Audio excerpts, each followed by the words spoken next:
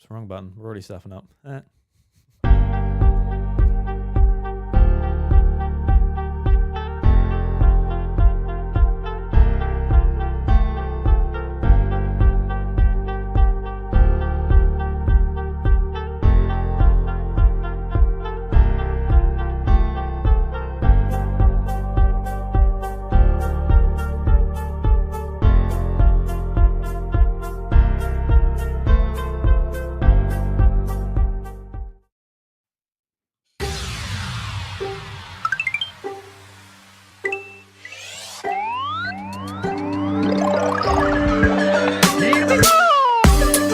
G'day everybody and welcome to the House of Mario, the South Australian Nintendo podcast that is backed by 120 Power Star rating.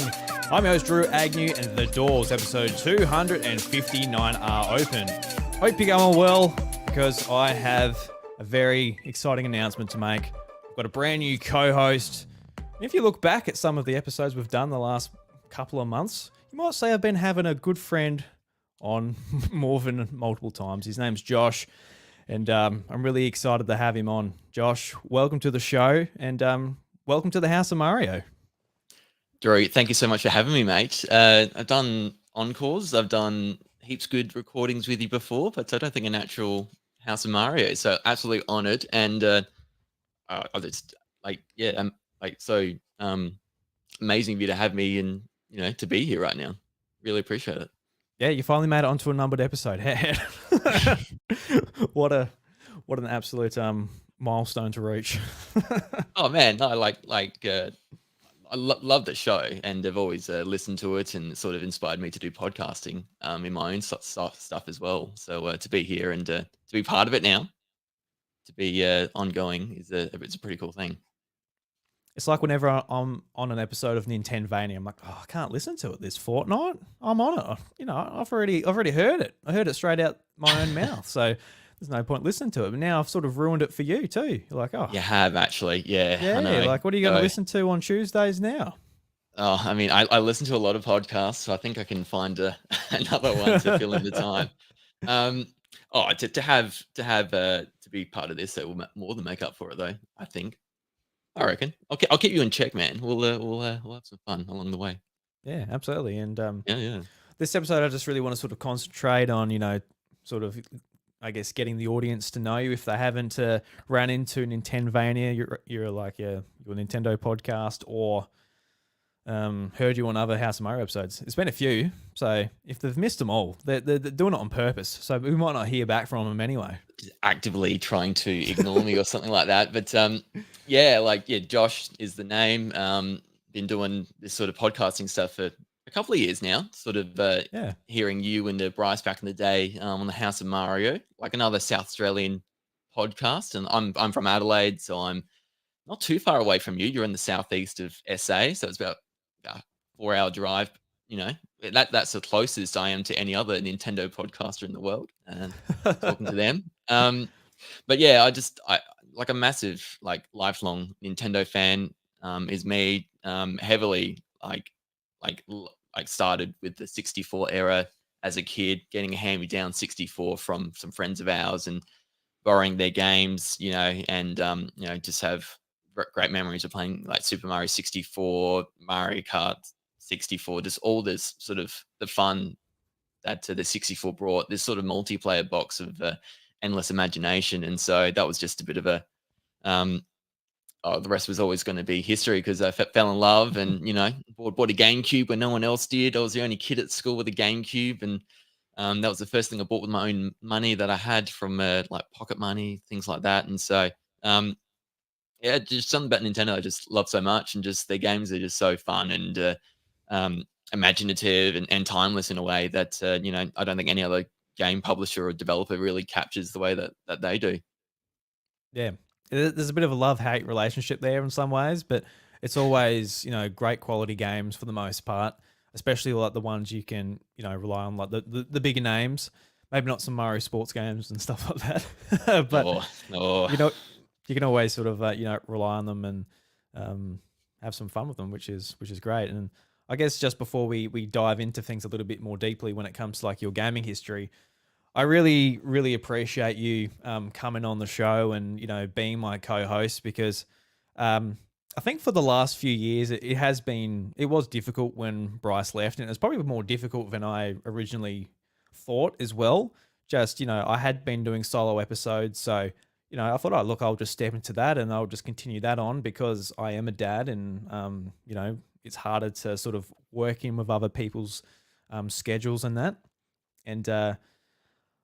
I think I held the House of Mario like so close that it was hard to let anybody else into that. Something that you've worked so hard on, and that it's difficult to sort of let go of that to change it and bring someone else in. So I think it's taken me this long to like come to the conclusion like I do need someone to jump off of. I do need that sort of that connection each week, that banter, that fun, which is which is what podcasting's all about. I love making content. It's great to be in front of a camera, but that is different to podcasting, and I'm really excited for the future of the show and where it's going to go. So once again, Josh, thank you very much, and I hope everybody that listened to the show before and all that continues to enjoy what we're doing. And of course, if you haven't checked out Nintendvania, go and check that out too.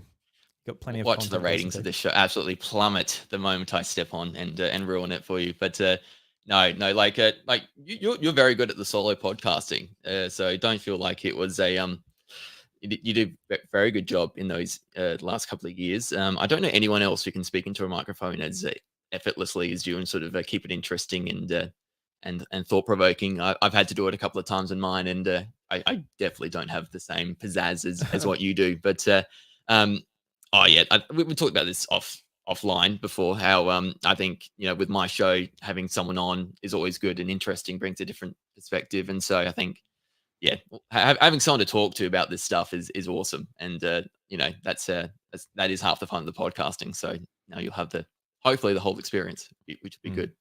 Yeah, absolutely, and I'm glad that I made it look somewhat easy. Sometimes some days it did not feel that easy. There was some times where I set up the camera and I walked away with like nothing to show for it. It was like, it's just not working. I think it was like, I wanted to do like a Mario Odyssey review and like, it just was not coming out of me. So I'm all right. After an hour, I just, all right, that's enough. Like it's not coming out of me today. And that was the start of like a couple of month hiatus as well. So yeah, there was some sort of challenging times. So I do want to keep doing it, but it will be something else. So I'll look forward to doing that whenever I work that out. But yeah, it's going to be good. You got a kid and lots of new things in your life as well. So it's all happening. Yeah, I don't think I've said it on this show, but got the second kid on the way, which is another big thing in July. So that'll be thank you. That'll be even less time. So that's all right. You have a gaming trolley, mate. I have no doubt in your ability to continue gaming now. I have a gaming trolley. Yeah. That was really funny. I think that's on Twitter. Xbox's their new strategy this weekend. They're announcing the Xbox game trolley to go with the Game Pass. And that's oh man, I've already got the game trolley. I don't need it. Well, it's a new deal with you. I would have thought. Fair enough. Oh, it's so good, man. Yeah, that's how they can save them. No one else has taken inspiration from it yet, though. Don't see anyone else like, oh yeah, build a gaming trolley. Like everyone's like, oh look, I got stairs. There's something that's that wouldn't work gets at my in the way of it. Yeah, you need like a lift for the gaming trolley. You have to build a whole lift. Yeah, maybe just a ramp instead of stairs as well. That'd be fun going down. Going up wouldn't be as fun. Thing just slides off of it. Slightly extra dimension to portable gaming there, I would have thought. So no, that's all right. Maybe something else. Yeah, we got Seth in the chat saying this makes perfect sense. Congrats, Josh. Congratulations, Josh. Thank you, Seth. Yeah. Very much. Good old hero. Yeah, appreciate it, man. Yeah. Another great podcaster there in All In and the Nintendo Drive. Yeah. And honestly, like Seth was a big inspiration for it because, he has his own show, which he built from the ground up with Eric, All In, and then he joined Carpool Gaming and he's on the Nintendo Drive, and they're two very different shows. And I'm like, well, I can ask Josh. Like, there was a long time where it was just, oh, look, he's got his own thing. That's fair enough. Mm. I really enjoy it. I don't want to interfere in that whatsoever or whatever. And but no, I think we can do different things. Like even now, like it is like he will have somebody to go back and forth with each week. It's probably going to be live streamed. We're live streaming right now. Who knows whether the internet might not be hold up each week. I've got no idea. But that's the intention anyway, is to live stream it each week. And That'll be good. And then there. the Australian internet, I think might be some technical issues every now and then, but I think we'll so. get there. Yeah. I was trying to watch YouTube today, and there was there's a bit of buffering going. I'm like, oh no, what's going on? Something downloading? I don't think it is. Perpetual buffering. It's just something with the Australian internet, isn't it? Yeah, there was the ad buffering too. God. Oh, usually, like for some reason, the ads like buffer. Like, they don't buffer. It's like loaded straight away. They like coded it in a way that the ads don't fault at all. It's just the actual video. They got the free pass. That's really bad. Highway.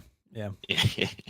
But yes, I did want to mention my show is still going on as normal. So it'll be every fortnight, and I think it will complement what we talk about here. And mine's a bit more news driven, and being not as frequent is I think helps as well with this.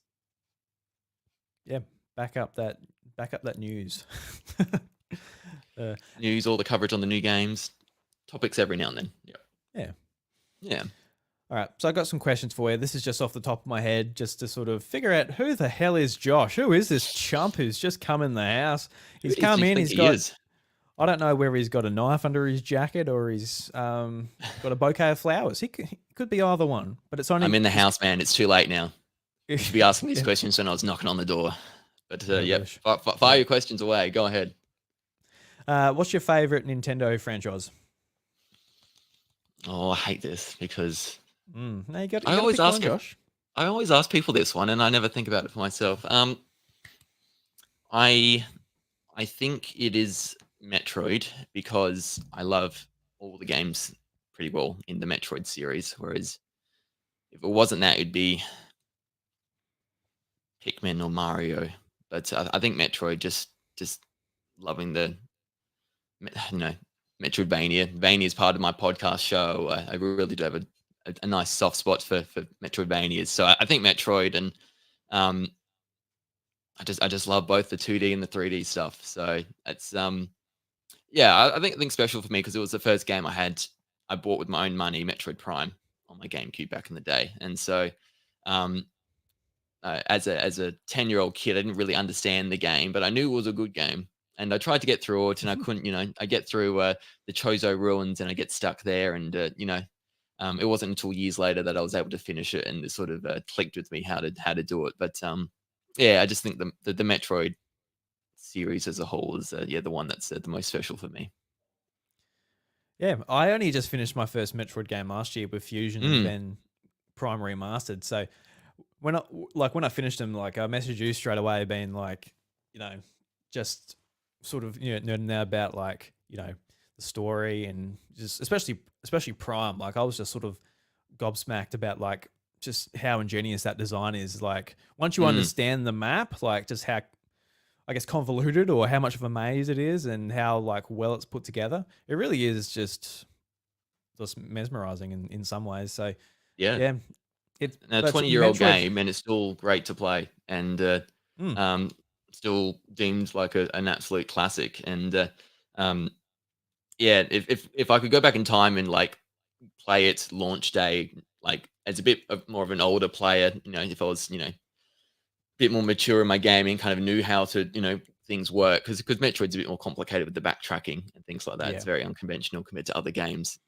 But if I could go back in time and play it as an adult, that would have been a very cool experience to be part of that hype straight away. Yeah, it would be.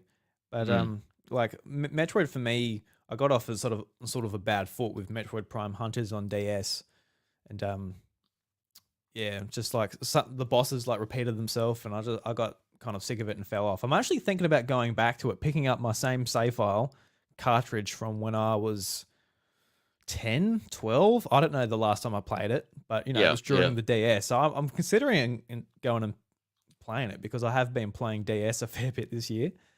So I'm keen to go back to it. But what was your first Metroid game? How did you get into the series? Yeah, well, it was Metroid Prime.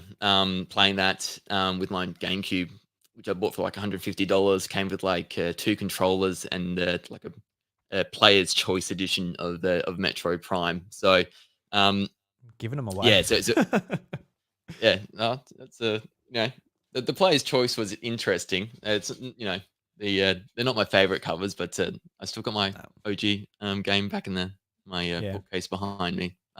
It's So like yeah, everybody wants the Nintendo hits or Nintendo Selects for Switch. I'm like, no, I mm, do not want those box arts. Like you just avoid them like the plague.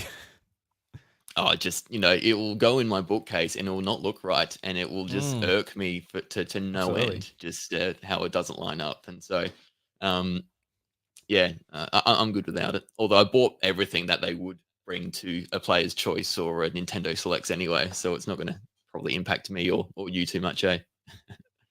Yeah, probably not. I'm only on No. digital anyway, so. Yeah, well, that's right. Even less so.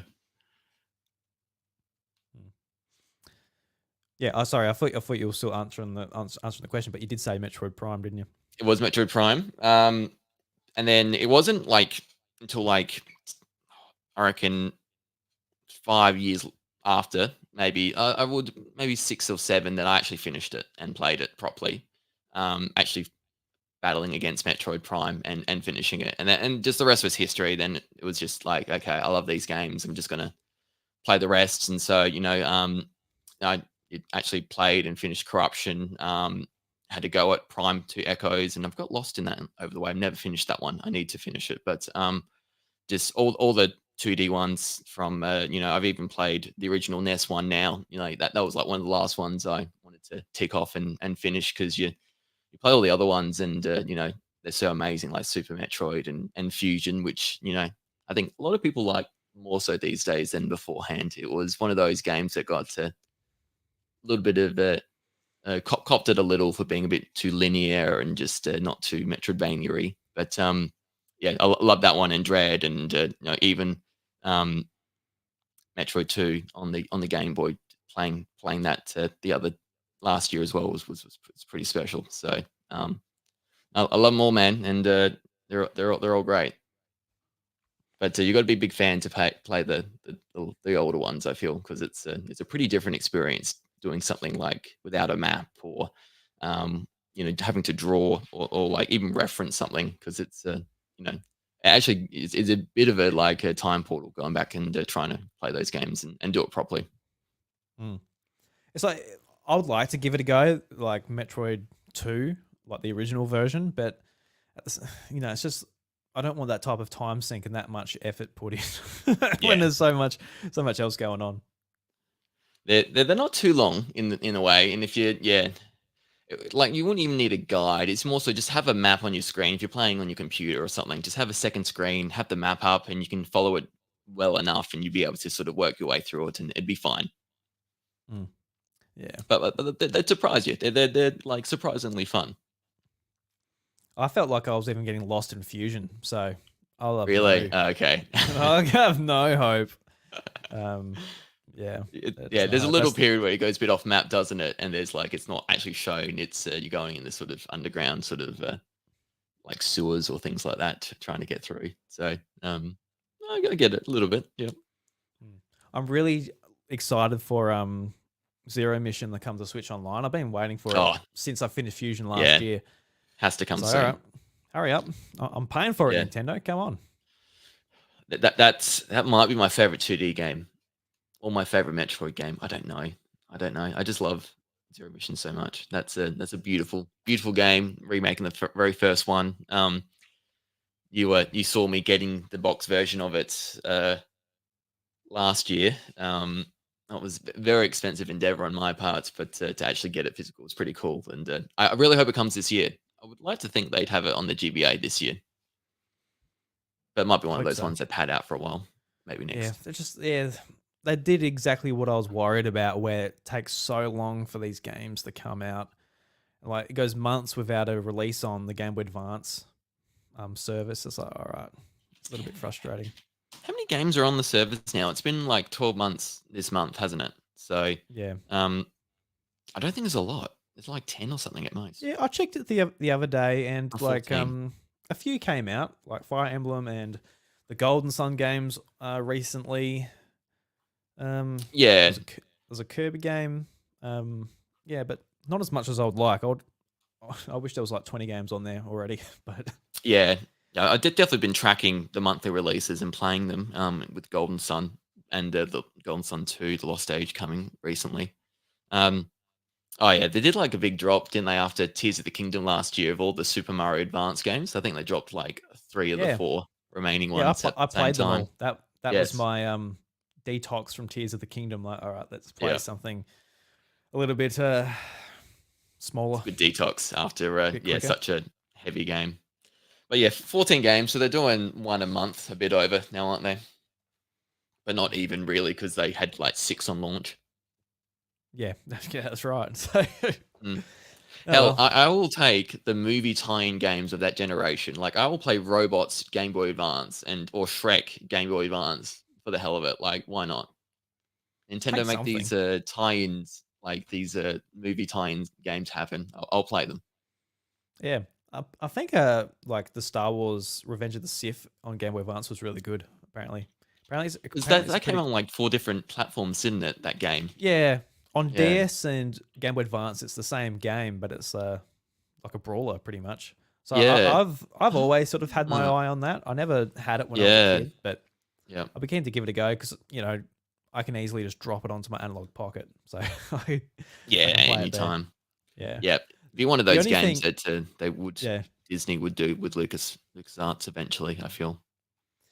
the only thing I just specifically want Zero Mission on Switch because I want the rewind feature for The that rewind, game. save states. I want the rewind. Like any other game, I'm not too fast. Like save state here and there, and like portable mode's obviously useful, but Yeah.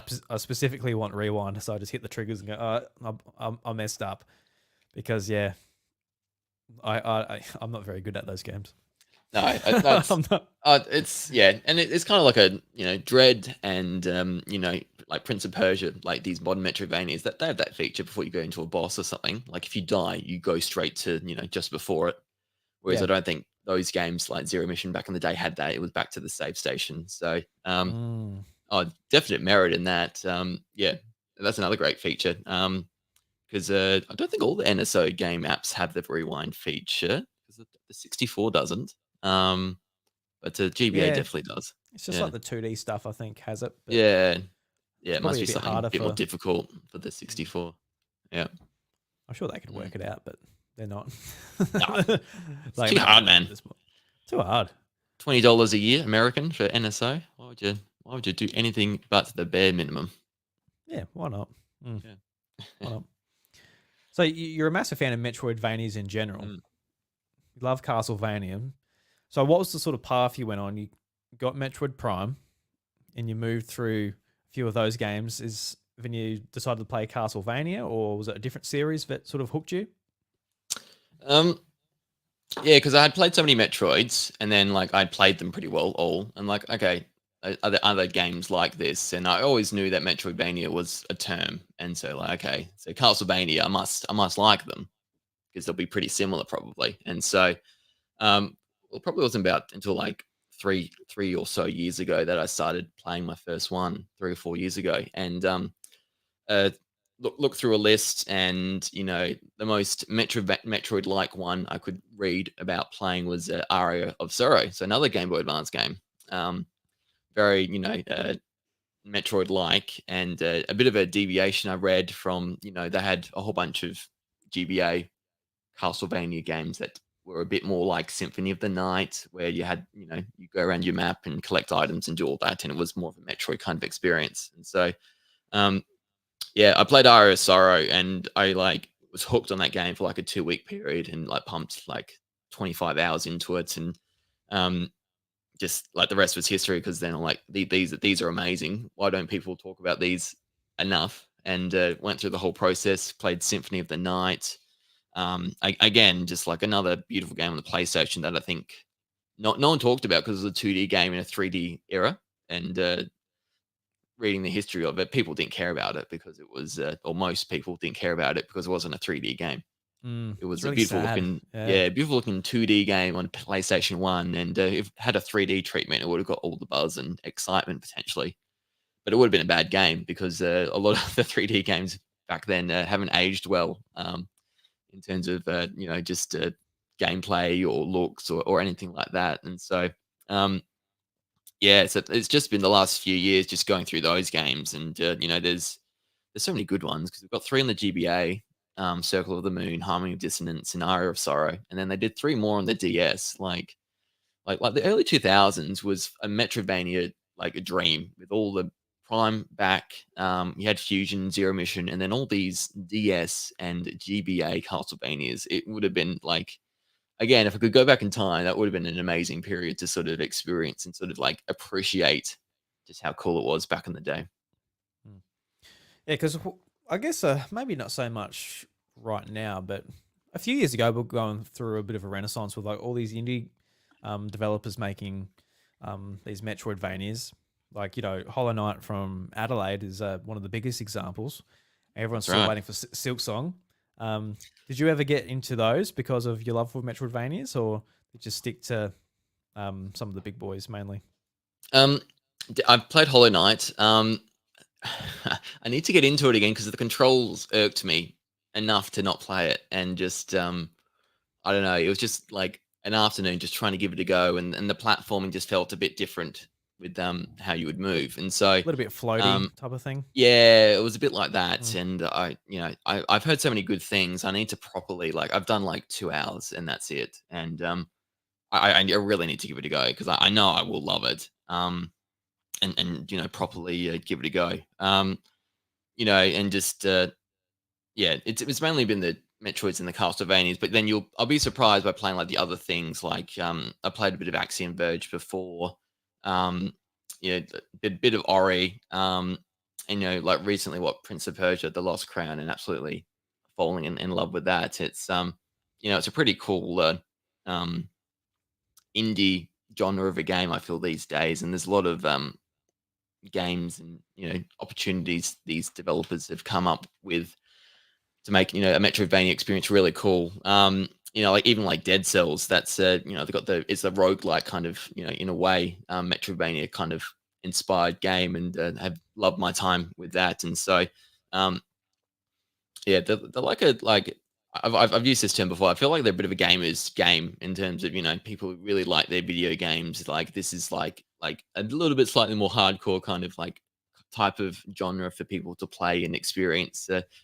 I don't know. You're not going to see those Nintendo commercials of them playing Wii Sports and this Blue Ocean kind of games advertising. You're not going to do that for like a Metroidvania. It's very much a niche in itself. And so, yeah, just yeah.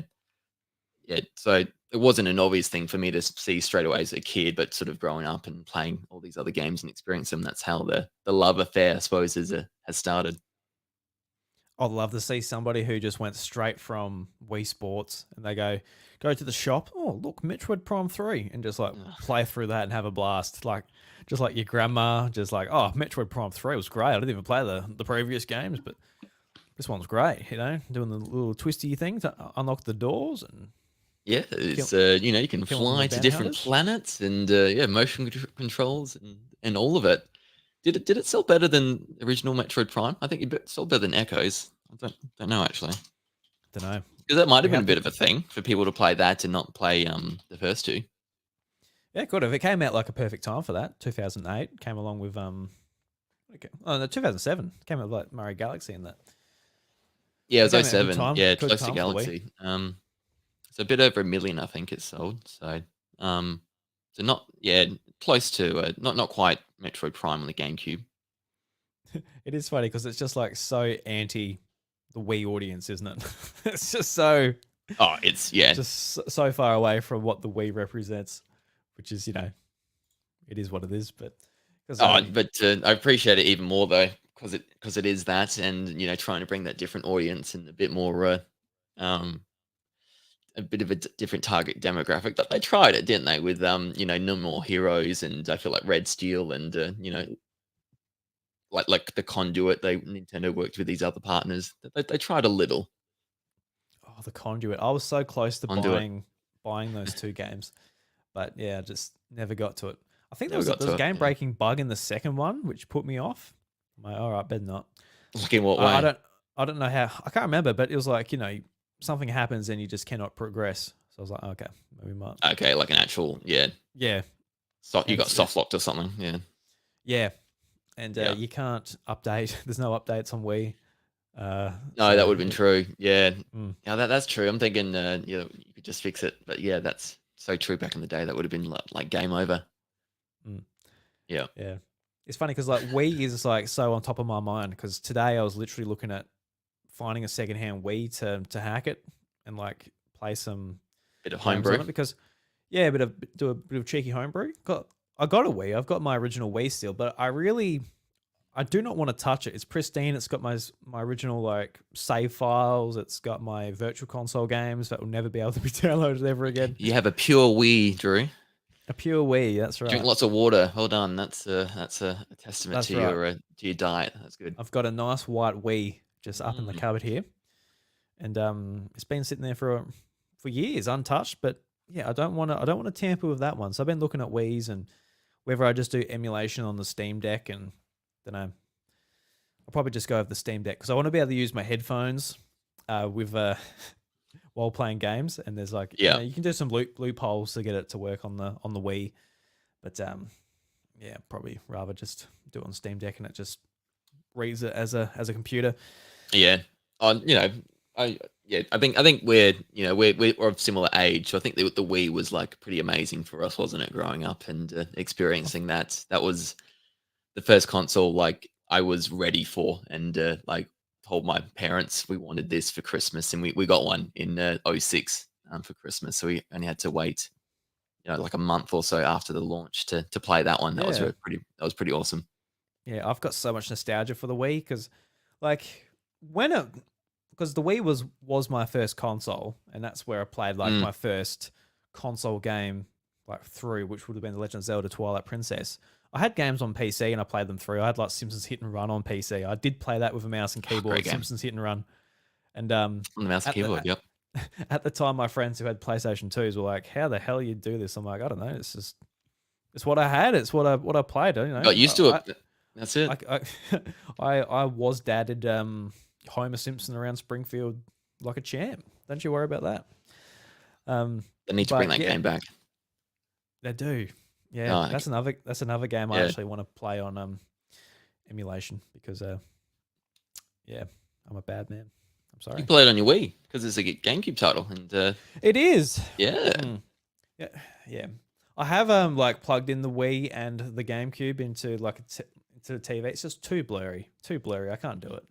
I need to upscale it. how do my eyes get used to this or accept this back in the day? It is funny going back to it, isn't it? And just sort of like, that is what it was. It's like the Game Boy without, like playing my OG Game Boy Color back home. Oh yeah. And like the sun goes down, or you're leaning a certain angle in the car trying to maintain light and play it. Just a different time, isn't it? Yeah, because I was spoiled. My first game system was a Game Boy Advance SP, so I never understood how the hell you played you're fine. Yeah, I didn't understand how you played a non-backlit Backlit, screen. baby.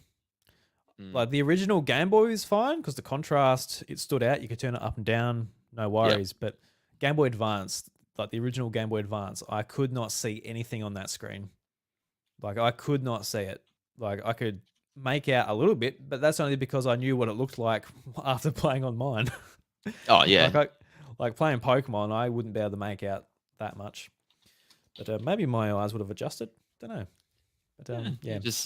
It is what it is at the time. You didn't know any better. But now that we do, it's like, it just makes it so much harder. Yeah. Yeah.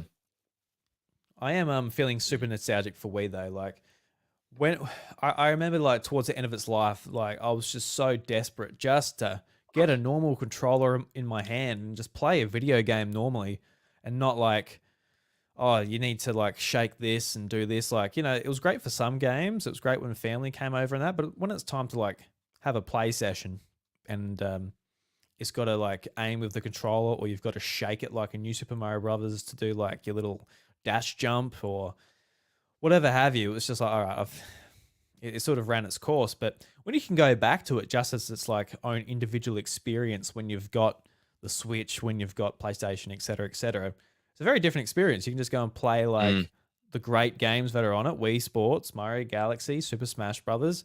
Um, the list goes on. You can just play those games and enjoy them for what they are. So, I'm kind of like I'm kind of missing it in some ways. And today I was like playing around with the Wiimote, and yeah, it was just a very nice experience going back to it because I don't really have nostalgia for like that many things because like I never grew out of them. I never stopped playing them.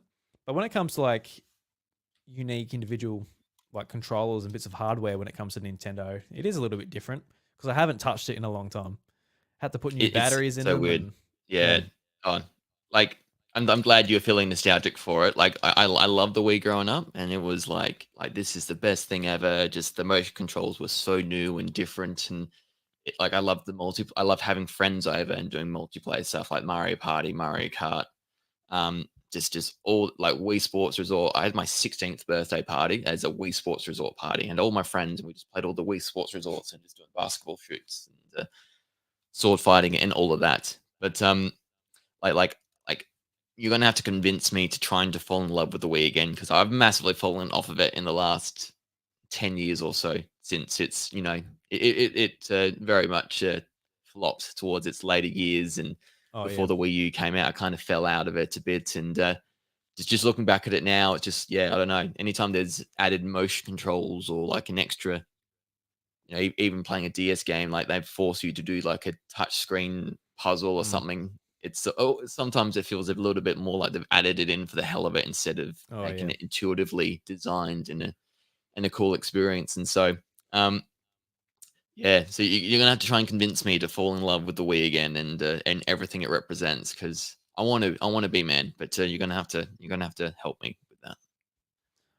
I'll try my best, I guess. You have to, all right? Yeah. I'm not too fussed whether you want to fall in love with the Wii or I don't give a not. shit, Josh. That's what You can leave it in the past, like most people will. But yeah, there were a lot of frustrations back then. Even like with Zelda, where it's like Phantom Hourglass, where you have to use the stylus to like move. And when the 3DS yeah. came out, and eventually we got Ocarina of Time on it, and you could just move with the circle pad. It's like, oh my god, thank Mm, God! Like it was I so don't much think it better. was worth like I don't think it was worth it as far as like having like no control options, only have the stylus. But maybe Yeah. introduced new people to Zelda. I'm sure it did back on the DS, where you're doing puzzles and you're writing notes and all that type of thing. I'm sure a lot of people sort It of was my first proper got. go at a Zelda game, playing Phantom Mm, Hourglass and giving that a go, and, um, I remember enjoying it, like, mostly, and, I didn't get too bothered with the controls and, using the stylus to move around. It was just how that worked on the DS, wasn't it? Because you didn't have a control stick or anything like that. I played a lot of Super Mario 64 DS, so I was very much used to how that worked and, using the stylus for that purpose. yeah, I never used the stylus. I couldn't do the stylus for that game, but I thought it worked great with the D-pad. I had no problems. I was just a naive kid. I didn't Oh, really you care. could use the D-pad, couldn't you? Yeah, and then you had, Yeah, like, if you had the OG DS, you had the thumb pad thing that you could, you know, yeah, use instead. that little yeah, the wrist strap where you could like put Yeah, the your wrist strap tie thing. it to your Yeah, thumb. yeah, I don't. yeah. That didn't particularly work I that never well did either. that, but, that was an Yeah, option as well. yeah. I think Nintendo agreed Yeah. they never bundled it in with the DS Lite or anything like No, they that. they So stopped it after the OG, didn't they? mm. Yeah, Yeah. so like yeah, because I've gone back to the DS like this year as well because Mm, I guess anyone that's not aware, like all of this Nintendo hardware is so easy to hack. Like my DSi, just run Twilight menu, then you can just drag and drop DS ROMs or Game Boy Advance ROMs and other any well, maybe not any ROMs obviously, but just so many systems you can emulate on DSi just by dropping it onto like the internal SD card. And yeah, it's great. So I just go on and choose what games I want to play and yeah. get my nostalgia hit that way. And Which ones you been playing? Um, what have I been playing on DS? I've gone back to Tetris DS, which is the best Tetris I've ever Ooh, played, hey, and I can reconfirm that playing it again, it's amazing. It's so much fun, and like it's all Nintendo themed. So you start off, it's Mario. There's Mario music playing, Mario sort of graphics and decorations going on, and as you sort of evolve and go up levels, and the Tetraminos come down faster. Like the theme changes to like different Nintendo IP. mm, Goes from Zelda, Metroid. And eventually, when it gets really fast, it's like the sort of the Bowser theme from Mario Brothers One, and it's just really cool. Like if you're a Nintendo fan, it's just nice to listen yeah, to cool music from Nintendo's history while playing a really solid Tetris game. It just controls amazingly, and DS as well. It fits in your pocket really easy. Great D pad. It's just like it's kind of perfect. I love it. yeah, And it's a game I really regret not getting a physical copy of. Because like back in the day, I still remember looking at it like, oh look, it looks cool because there's Mario and Link and all these characters in it, but it's $50. I'm not paying $50 for Tetris as a kid, but I would now. I probably pay more now. Probably have to if I wanted the copy. I mean, I reckon you could do it right here and get it for a decent price. Wouldn't be like one of those games that, because it's Tetris and there's so many versions. I reckon if you looked online, you could bundle it for a decent price. Yeah, I'm not really an eBay or online shopper when it comes to like getting Yeah. secondhand stuff, so I haven't really looked to be honest with you. But yeah, if I Oh want to man, do it once you now, start, it's sort hard to of. stop. It's That's always right. there. That's You can right. always look. I was looking on eBay today at Wheeze. Oh, you were okay. Yeah, you are looking Look, then. no, just today. I'm like, all right. I was Just looking on today. All Facebook. right. I think the idea sort of got sparked because on Facebook Marketplace I saw one, and then that one disappeared. So then it went, all right, let's see what eBay's got. You can pick one up for like $50. Not bad. Oh, it's It- so good. It's $8 for a HDMI adapter that just plugs into the back and makes it HDMI. Yep. So Perfect. Yeah, that's all right. so Been, feeling a been bit retro, following Josh. it's Ben from Hack the Dino. He's created a new sort of social media page called Super Retro Squad, I think. And what he does is he goes to a lot of like garage sales, and he'll buy like Wii's for cheap or something. And they'll just like, because people forget there's games in them, and so a lot of the time he comes home, Oh, presses the eject button, and there'll be a game in there, like more often than not. And so it's just like recording to see what's in there. Um, and then like, I think eBay be less likely because it's probably like an actual reseller, yeah. and they probably made sure there's nothing in there. But um, that'd always be like a fun experience just to like eject and see if there's Wii Sports, but maybe something a bit more rare every now and then in there to make it interesting. Have you ever had that experience? Mm. The only time I've had it was, I think my mum. She's like, oh yeah, I went to a garage sale and there was a PS2 there. I'm like, oh cool, and she picked it up for me for like dirt cheap. Mm, It had Crash Nitro Racing in it. So that's the only experience I've had with like a yep, console coming with like a stray game inside of it. Yeah, never but had do you it. have any experiences of that? No, no. Oh, I wish. I wish. I need to go more garage sales, I think, Mm. because I could, and there'd be plenty around where I live. But yeah, once I start, I'm gonna get that itch or something and want to keep doing it. That's my worry. Yeah. The problem is with like, because with me, I love what I would collect would be DS games, and that's what I collected until Mm, they just stopped appearing in like yeah. EB games and garage sales and all that. Like, it's coming up to 20 years old now. Whoa, it is 20 years old this year, actually. Holy Oh shit. The man, DS. It is stop, too. stop. Take So, that back, Drew. Stop. not Oh here though. man. Not here. We still got another year in Australia. But yeah, the DS came out earlier in the States towards the end of 2004. Three So, pillars, baby. DS, three pillars, GBA, baby. and the Three pillar. GameCube. Yeah, man. Ugh.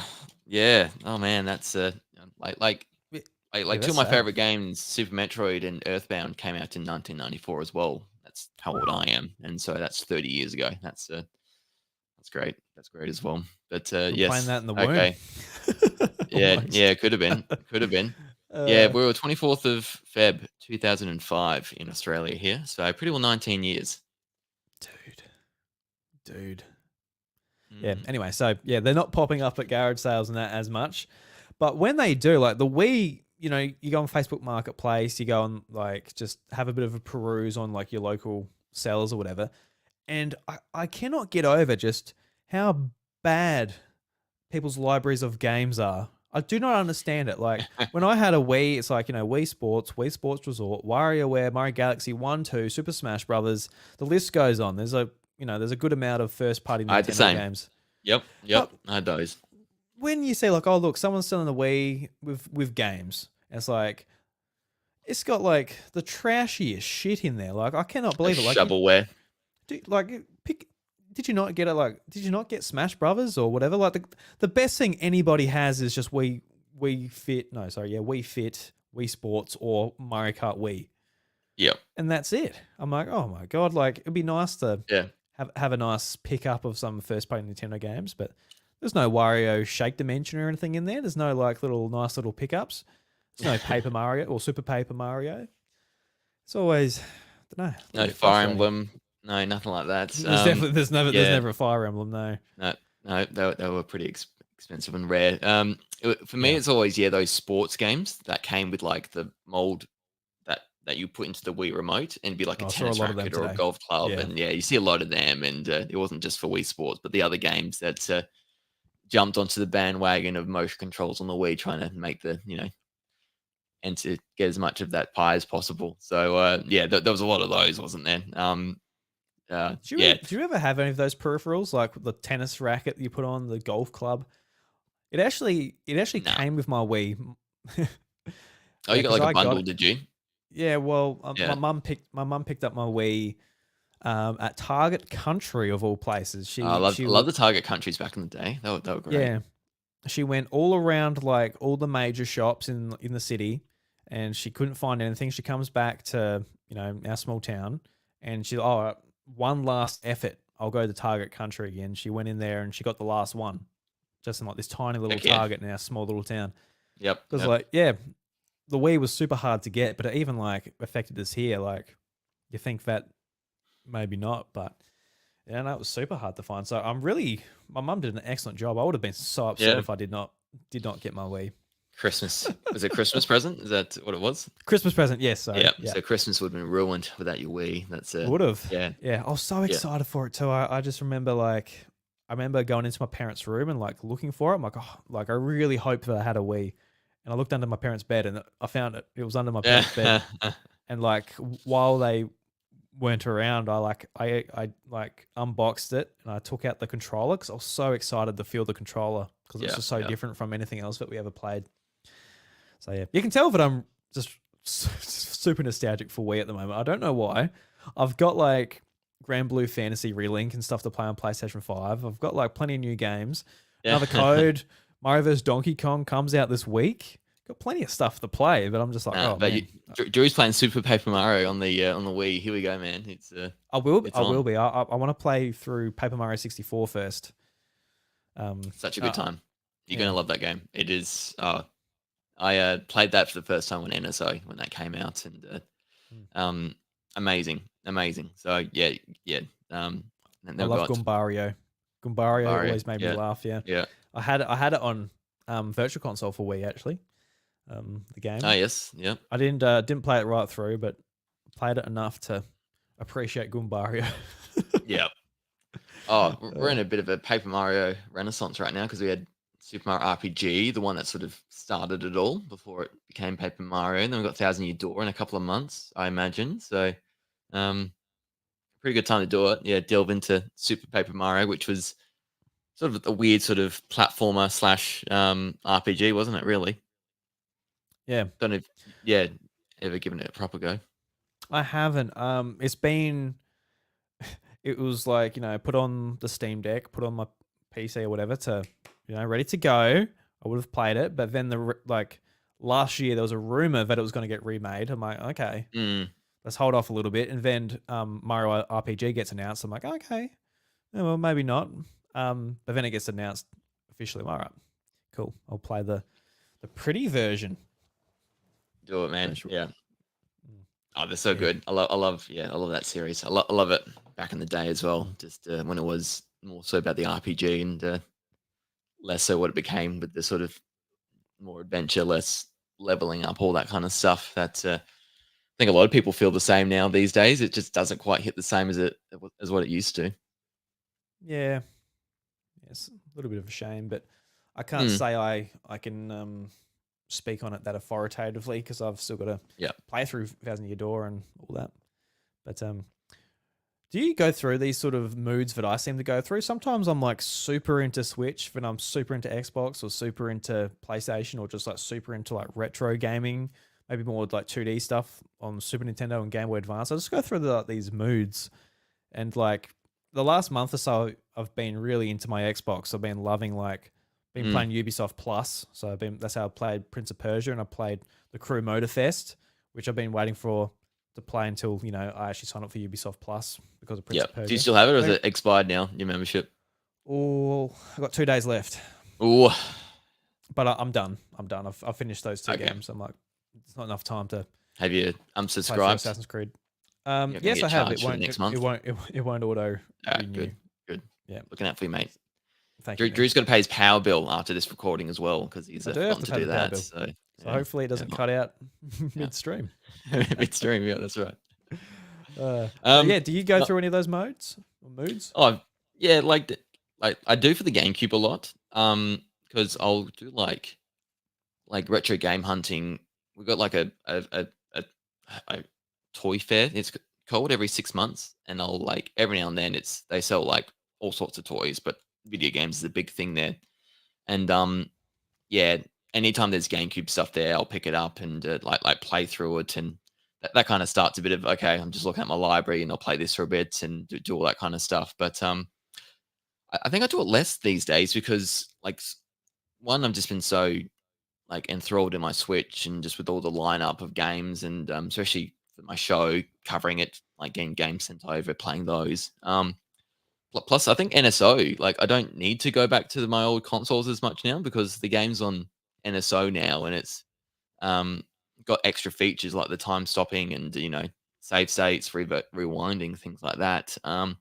And portable. I actually think I go back to my old stuff less, which is kind of sad in a way. It's kind of gathering dust a bit more than it used to. So I mean, it's testament to the Switch and what it's done, especially with its retro library. But at the same time, it's a bit sad how it's transpired that way. I Yeah, suppose if GameCube was on the Switch, I might be touching my GameCube even less now, for that reason. But yeah, and probably DS as well. mm, yeah. And Yeah. definitely like I think for me like I would buy the games just to have them on the shelf, Mm, but I think now like I prefer just like a library on the system. So like yeah. that's half the reason I like hacking the DSi or want to hack the Wii is just to have it all there. And like DS, like having it in your pocket and having all those games just ready to go is just great. And it's kind of the frustration I have with 3DS because especially like towards the end of it, I had like 10 games or 5 games I wanted to take at a time. I'm like, get them out, you put them in your little pouch, and so I was like, oh, I'm over this, and that's when Too I was like, hard. all right, when Switch comes out, I'm definitely gonna like buy the games, and I really do miss having the physical cases like on your Mm, shelf, and you look at them, and you get home from the shop and you look at the back on the way home, all of that stuff. I do miss that. yeah. There's no denying it, but when it comes to actually just playing the games, like Yeah. if you go on holiday or go to work, whatever, you just like take it at the dock and chuck it in the backpack, and It's right you there. get to work and you realize you need the online to unlock the license, and you can't play anything. So thank you. Thanks for that. But like So from a pure convenience point of view, it makes sense, doesn't it? And yeah, um, because like how big would your memory, like your micro SD card, be on your Switch now? Because you'd have hundreds of games on it's a it, surely. terabyte. I got a terabyte. Terrible, man. It's It's pretty impressive. as big as they make them. I think they just recently Yeah. released a 1.5 terabyte. Yep. And the Switch can handle up to 2 terabytes. So when they eventually make them, you can put that into it. But Because yeah, when yeah, the Switch launched, it didn't come with 1 terabyte micro SD cards. That's for sure. That's definitely I remember a when they came newish around, they were thing. so expensive. Like they were crazy Yeah. expensive. Now you can get it for like $150. It's pretty good, isn't it? It's That's which is yeah. pretty good for terabyte. Like how small that is. Like it's the technology is unbelievable when you really think about it. Like all of those. Think Mm, about like what's in every game. Like all those worlds, characters, models, music, and how much of that can fit onto that tiny little card. tiny It's little thing. Yeah, that's right. yeah, it's pretty cool. Sort of marvel at it. You Yeah. mentioned the Toy Fair. Is that worth coming to like for DS Wii kind of era Oh, stuff? for sure, man. Like there's so much of DS and Wii stuff there. So Is it super um expensive, or what are we talking? Like, is it like um priced adequately? You I reckon? think it'll be comparable to what you would see on eBay. Um and they're always open to negotiate. And so if you offer, slightly lower amount, more often than not, I've found they're willing to say yes. They want a deal. They want to sell as much as they can because they're paid like a fee to be there on the day. The more they sell, the less they've got to carry back into their car at the end of the day. And so they just figure they're there. They just got to get rid of stuff. And so I would definitely recommend if you're actually half thinking about it to come because the next one's 21st of April or something. 23rd of April, I think. It's on a Okay. Sunday. Yeah, it's funny because like if, Twenty if it twenty was on first. if it was on right now, I'd be like, oh, I'm so keen. But like I said, I go through these different moods, and then like when the toy fair comes along, oh, Drew, do you want to pick up some like DS and Wii games? Like, not really, man. I just want to pick up like the latest PlayStation 5 game or something. I Yeah, don't want to waste my money I'm on onto old shit. I'm onto I don't. to television now on my SNES. That's the phase I'm in now. Yeah, I do not understand my mindset sometimes when it comes to like Yeah. what I feel like playing, but you just got to roll with the punches, don't you? Like, yeah, look, if you feel like playing Zelda 2 instead of the game you just bought, just go with it, man. Play Zelda Do it. 2. Yeah, I do it. But it's not just Wii and DS. There's plenty of other things as well. So anytime I feel, mate, unless you actually fall out of games in the next 2 months and this House of Mario is no more, I think you'll be pretty Mm, right and you'll find something. might happen. I might say, look, there's Hey, um there's more important things out there like the economy. The House of Mario is now the House of Economics. And I you'll mean, actually be a I'm a great you're about to say you're a great fit for that too.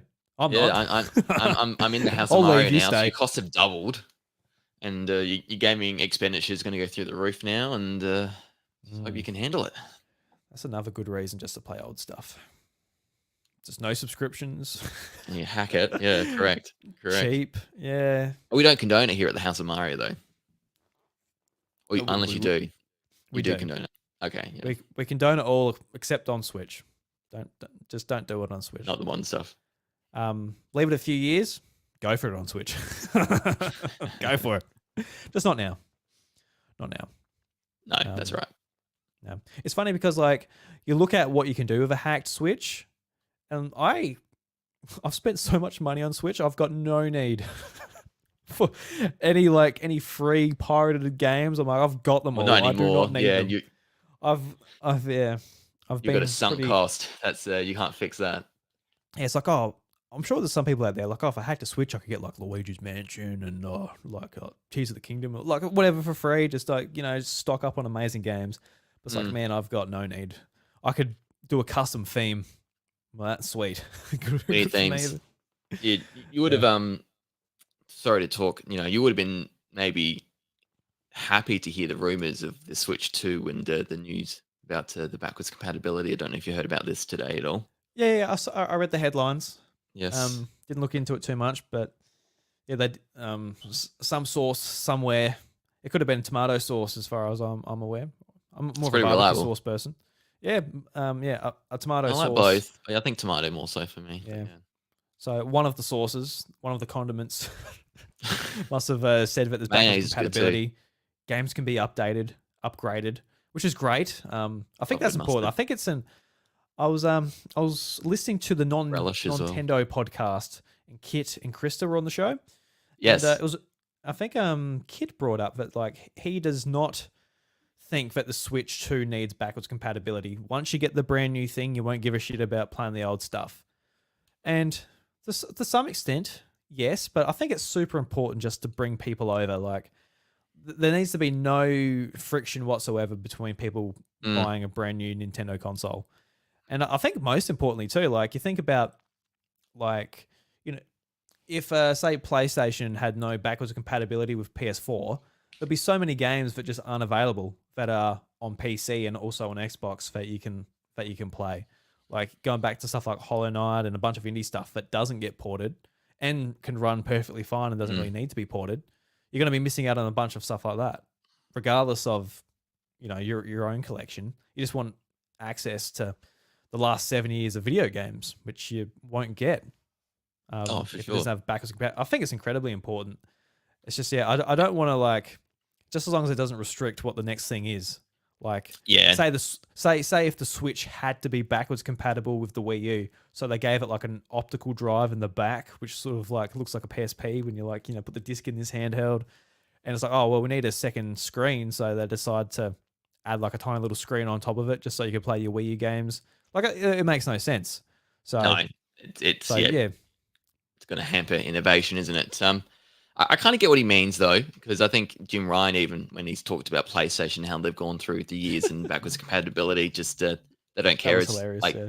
people like say they want it, but I think they had the data and it showed that people weren't really using it. The proportion wasn't there for people actually using it for backwards compatibility. I mean, if the games are there and they're frequent, then yeah, I'm probably not going to be touching a lot of my Switch library really.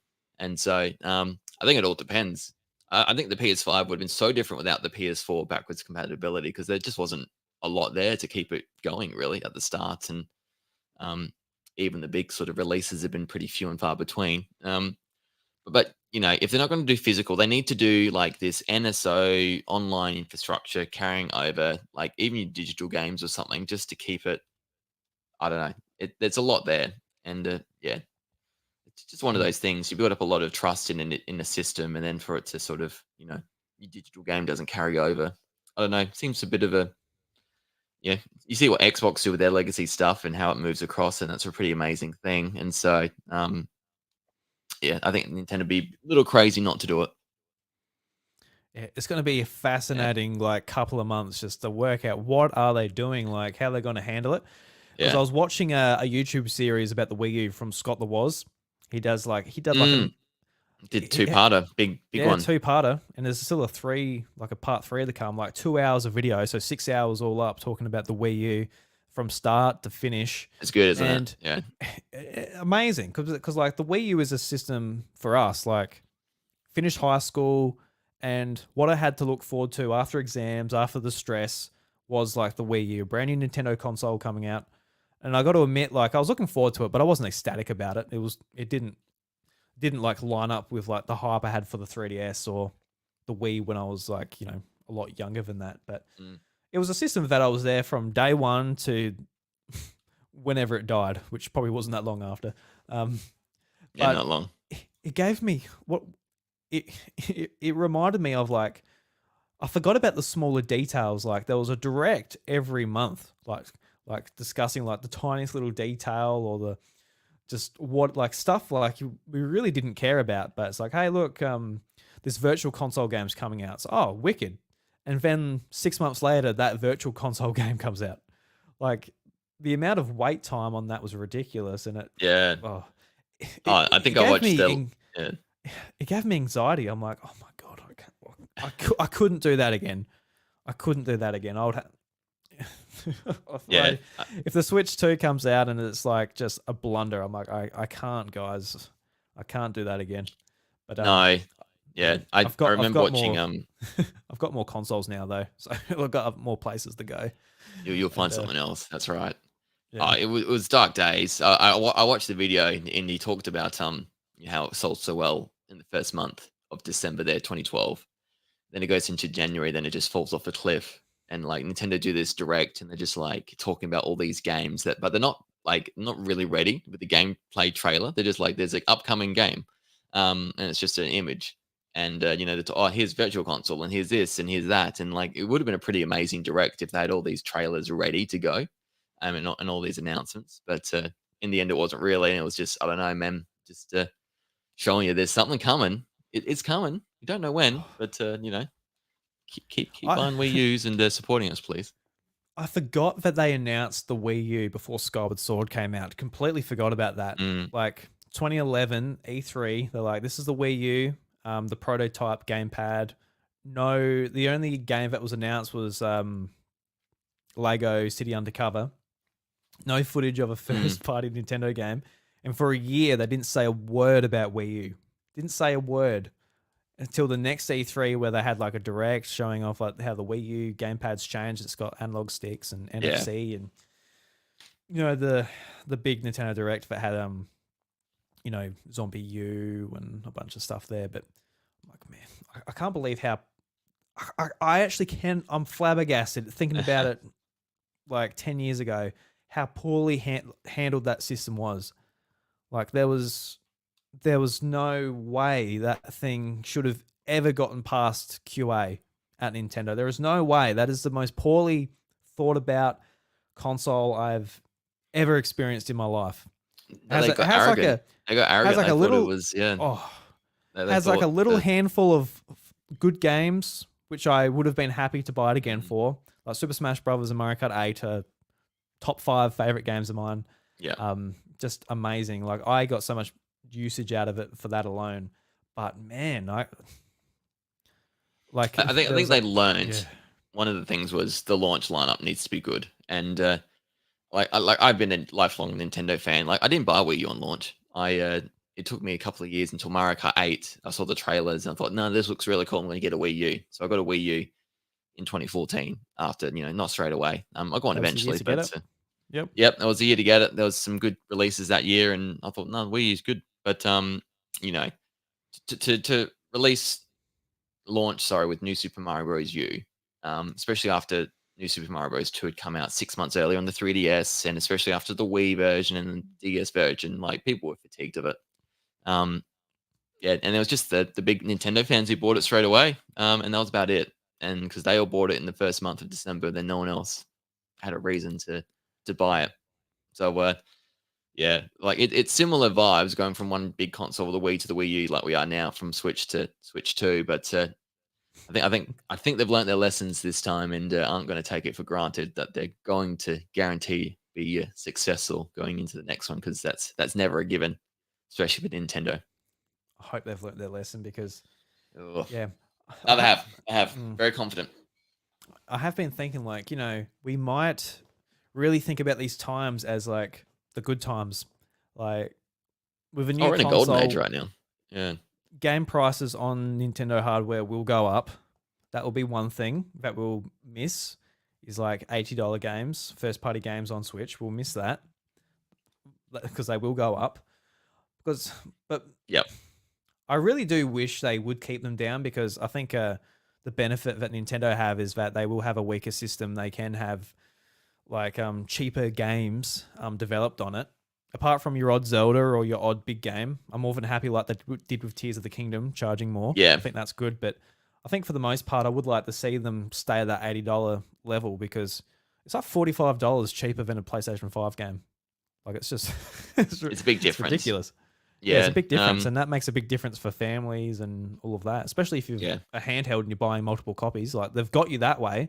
Hopefully, they'll keep that in mind and keep the prices down. I Mm. don't know, but I don't think It's a they will. trade off, isn't it? Because that PlayStation game will be half price within 6 months or something. It will go down in price and be pretty It's cheap in true. the end. It's true. Whereas the Nintendo one will stay at this medium ground and sort of stay there. And then if you want a sale, they'll get every 3-4 months, well not even 3 months, probably 4 to 6 months. There's a 33% off sale for some select titles if you want a digital version. So it's pretty standard and not too often like a Ubisoft deal where it's discounted and you can just go, just wait for the sale to happen before you buy something. So, um, Mm.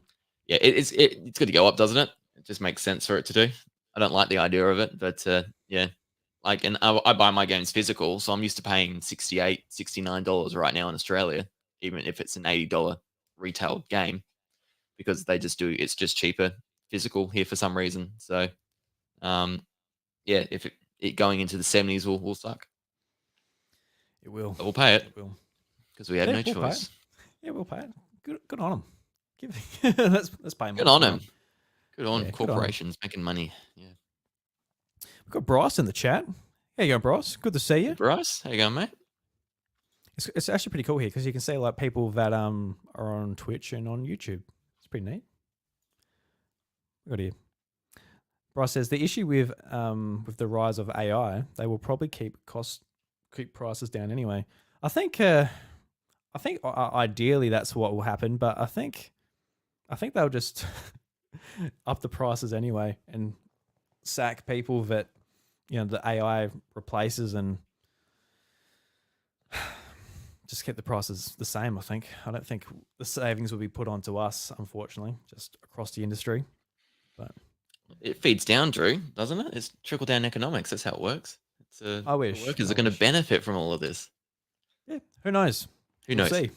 No, AI is scary though, because it can It be is. very, very good, but Yeah, also very it's dumb good. still. So I'm not too worried about it. It will happen eventually, but I think we've got some time. A little bit of time. We got another year left anyway. Yeah. Uh, I think what I was thinking before we did the episode too, I thought this would be a good place to actually put our final thoughts before any official announcement or hints or leaks or anything like that about what do you think the next system will be, or how do you think they'll announce it? When do you think they'll announcement? All of that sort of stuff, because I can see if there's not a direct this month that we're looking for the next financial year where they'll be like, all right, here's a big blowout of Switch stuff or Switch 2 stuff. And that's when they'll start announcing stuff and trickling stuff out. Yeah. It's happening soon. I feel. I've I don't know if you follow this Centro Leaks on Twitter. They've just posted it's some Portuguese news outlet or some insider that's gotten a lot of stuff right recently in terms Yeah, of they got a lot of stuff right for leaks. Pokemon, especially. I followed them Yeah. for the Pokemon stuff like a couple of years Yes. ago. Mm. Yeah. So they've got a bit of track record, and they've talked about how it's probably going to be a direct next week. They said next week, and they said it on a Sunday. So I'm like, when does next week start on a Sunday? And it does start from the next Sunday. So it's not this week. It'll be next week. Um, they didn't specify what it would be, but it would make sense. They're going to announce dates for Paper Mario and Luigi's Mansion 2, don't they? Plus anything else they have shadow dropped in the meantime. But it sounds like it's going to be in the next month or so that this announcement happens. So which is really soon. Like um, means they're probably going to aim for a winter for us, a summer launch of this title of this console, which is really not far away. I upped my saver. I need to I Yes. was budgeting for a September release, but on the news today, I'm like, I need to bring that forward to June or July. I need to make sure I got my $700 ready and waiting to buy this console. But yeah, this leak has had some good track record of late, so I'm kind of going with the vibe that might be the case, and the stuff we talked about, the backwards compatibility just before, and how it's going to feed through to the Switch.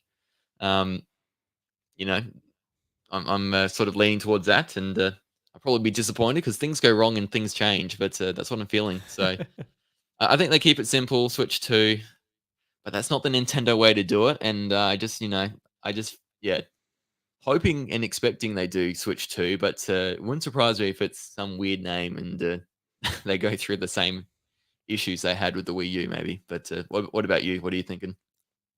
Yeah, just off of that, I do really wonder, like, did they really learn a lesson from Wii U and 3DS where they thought, all right, we've got these really strong brands, DS and Wii, and using them for the next console, which they, haven't done for a couple of generations, apart from Nintendo and Super Nintendo.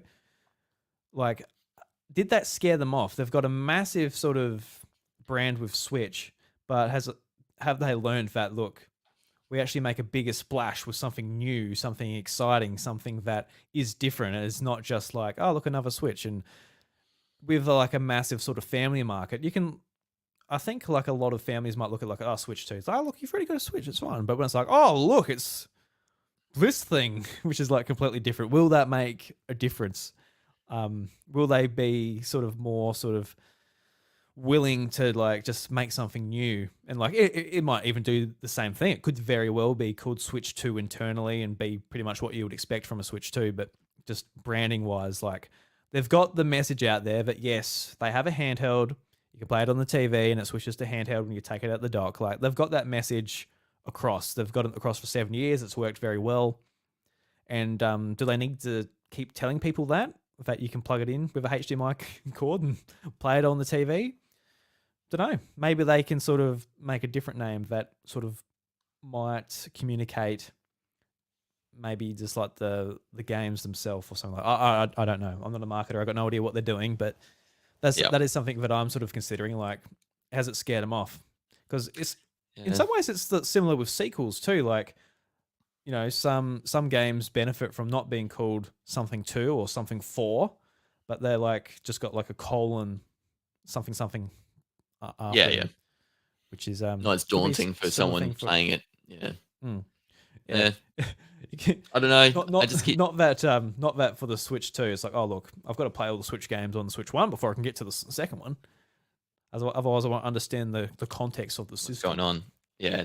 I don't know. I just feel like it's more like the mobile market. Like you get new phones year after year, and it's just the iPhone X and 11 and 12, and it just keeps going up. And it's a Samsung 24 now. They skipped a whole bunch of numbers, so it lines up with the year now. And people upgrade because their phones, you know, are old or slow, and they need something a bit new with some nice new features, I suppose. And why should Nintendo really overcomplicate it? Really, in terms of adding, you know, really adding something that's not going to be of a big benefit to people, be the big draw card. So if they're going to do something like the portability that they brought with the Switch and having it on your TV in your hand in an instant, I don't know what's the point. They streamlined the Switch so much with the menu and no Miiverse and like Street Pass, and they didn't care about those non-gaming sort of features. They sort of like, it's just the game. You can play this game anywhere.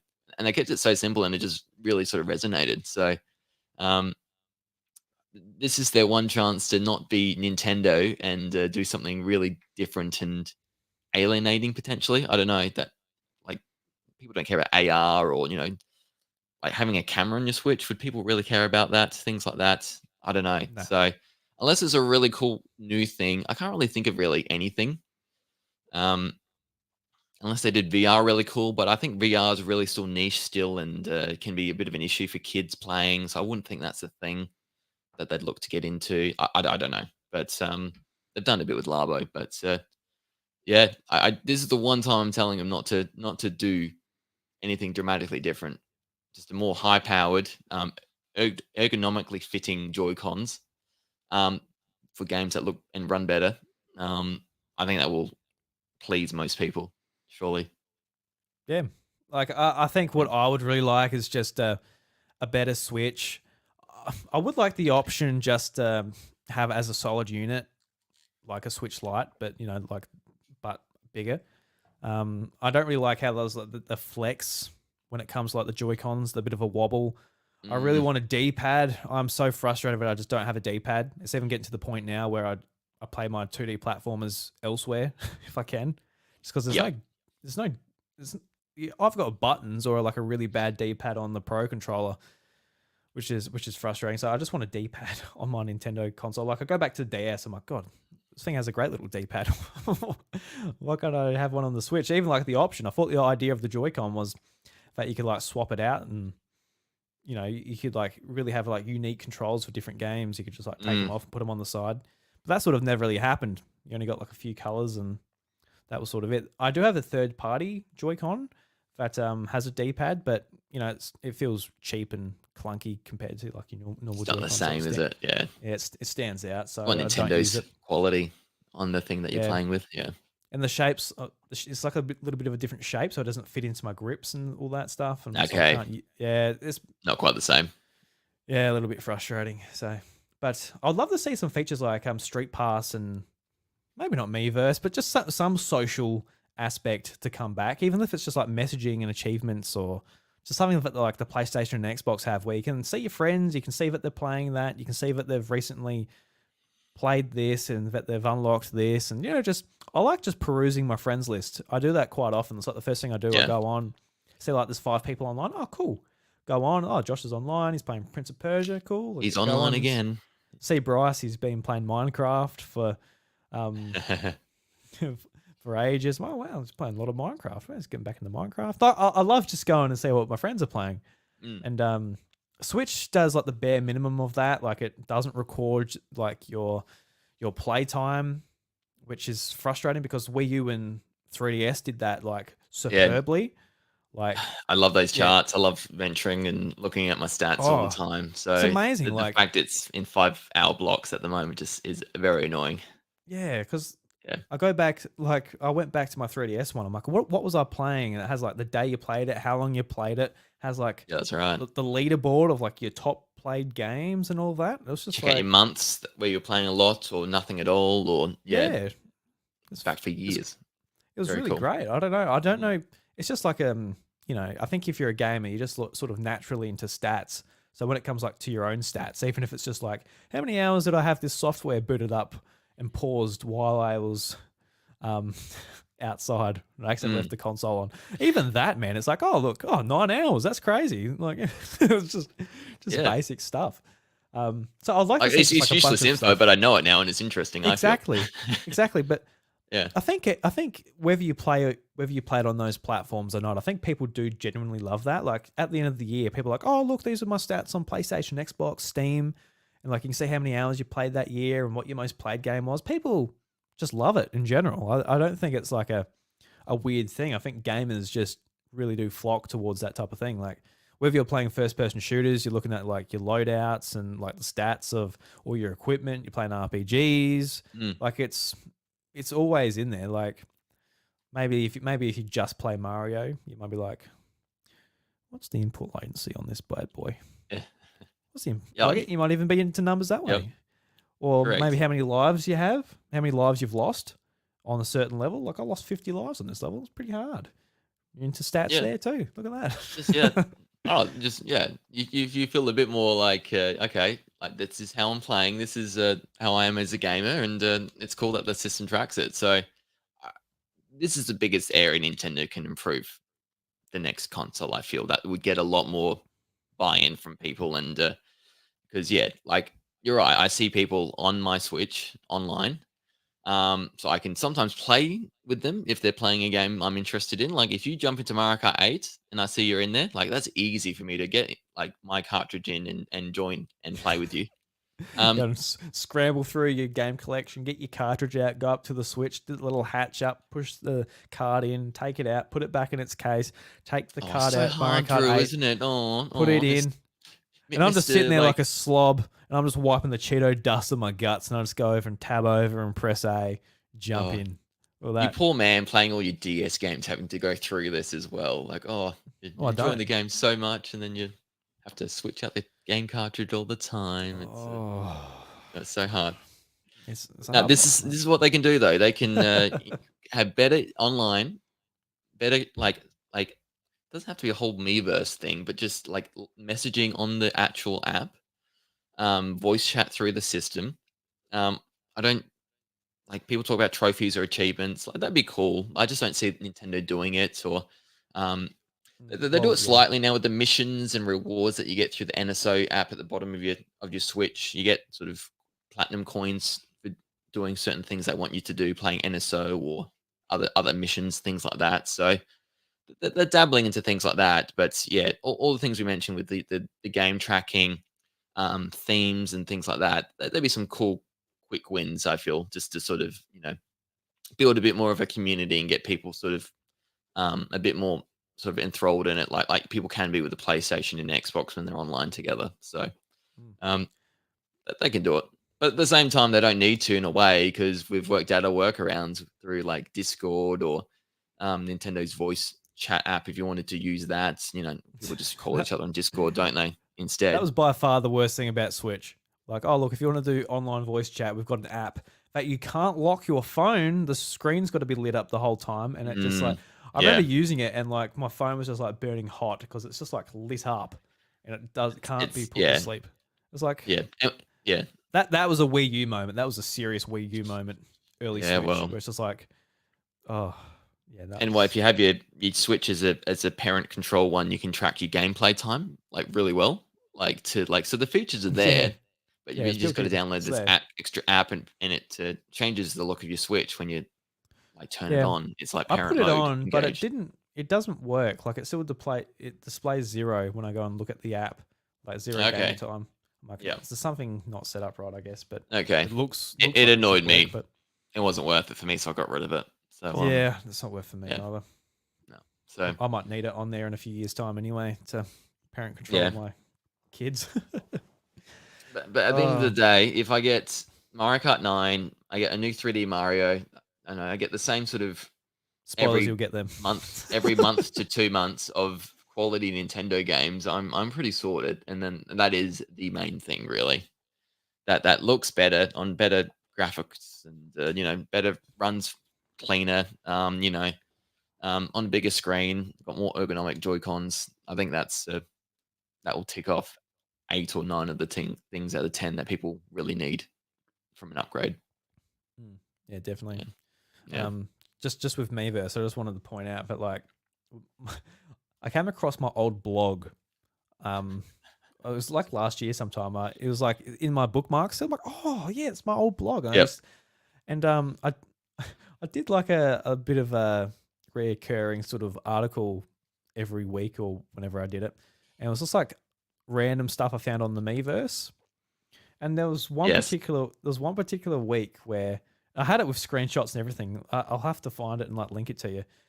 But there was like a week where I was trying to, well, just to start off, like the moderation on Miiverse was actually really good. Like if you draw a penis on Yes. Miiverse, Yeah. it disappeared straight away. Like they Yeah. had some Yeah. algorithm where they just detected penis drawings really quick. So I thought it was a bit of a challenge to try and sneak in a penis here and there, just to see how quick it was picked up. Yep. Yep. And I did had like a picture of like Luigi just like with Big with like nose. he's like yeah, like I can't remember exactly what it was, but he's like holding an Yeah. umbrella which like looks a little bit phallic, and like that gets taken down like pretty quickly. I'm like, all right, so like you make it like a bit Yeah. more inconspicuous as you go along, Yeah. and like yeah. So that amused me quite a lot. You know, That was a good challenge. Yeah. that was my fun on Wii U. I wasn't playing many games.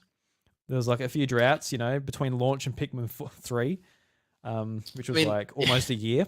So I was just drawing. that's why they couldn't produce quality games, because they were too busy moderating dick pics that Drew was drawing, trying to Yeah, get out there onto the Miiverse. yeah. Breath of the Wild, you know, it never came out on Wii U until obviously at the very end where it was a Mm. game across both Switch and Wii U. But it might have came out a couple of years earlier. Like it might have came out 2015 when the game was originally announced to come out. If Anuma and the team wasn't like half working on Miiverse Correct. moderation. Not getting bogged down in stuff that doesn't matter. Yep. Yeah, They could have saved the console. They could have saved the console. I could have, but Yeah. there was no saving the Wii U. There honestly was no saving that thing. Like it was just a bad piece of tech. Like It was lot of things wrong with the Wii U for sure, and all obvious when you look back on it now. But they didn't think so at the time, did they? Which makes it all the more interesting, I feel. Because, like I Yeah. said, feeling very nostalgic for Wii, and I'm actually feeling very hateful for the Wii U. Those emotions have come The back. vengeance is still there. Yeah. Mm, Yeah. yes. Oh. Mm. Well, How you hopefully we hear feeling? about. Oh, yes. Yes, No, sir. you go. No, you finish. I was just saying, hopefully we hear about Switch 2 soon, because I would like to play it. I would like to. I'm ready. Love my Switch, but I'd love to play something a bit more meatier. As part of these rumors, though, what are you hoping or expecting for the Pokemon Day announcement that will probably happen? I hope they come out and they Be a go, couple of "Hey, weeks here's an away. update to our mobile games," and I hope they say, Uh, "There's uh, no new Pokemon game this year. We're actually gonna Take our time. Yeah, like honestly, like I really do not want to hear about a Pokemon game this year. Like I'm just What if it's a Let's Go or a Black and White remake? Black and White remake. I'll be pissed because what they did to Diamond and Pearl was just fucking disgraceful. Oh, they just took a shit all over that game. Like what a waste. What a waste. Like their other remakes were, you know, what they did to them and brought those old Pokemon games into like the current age was great. It was always something to look forward to, having like old games that you love from your childhood brought into modern day.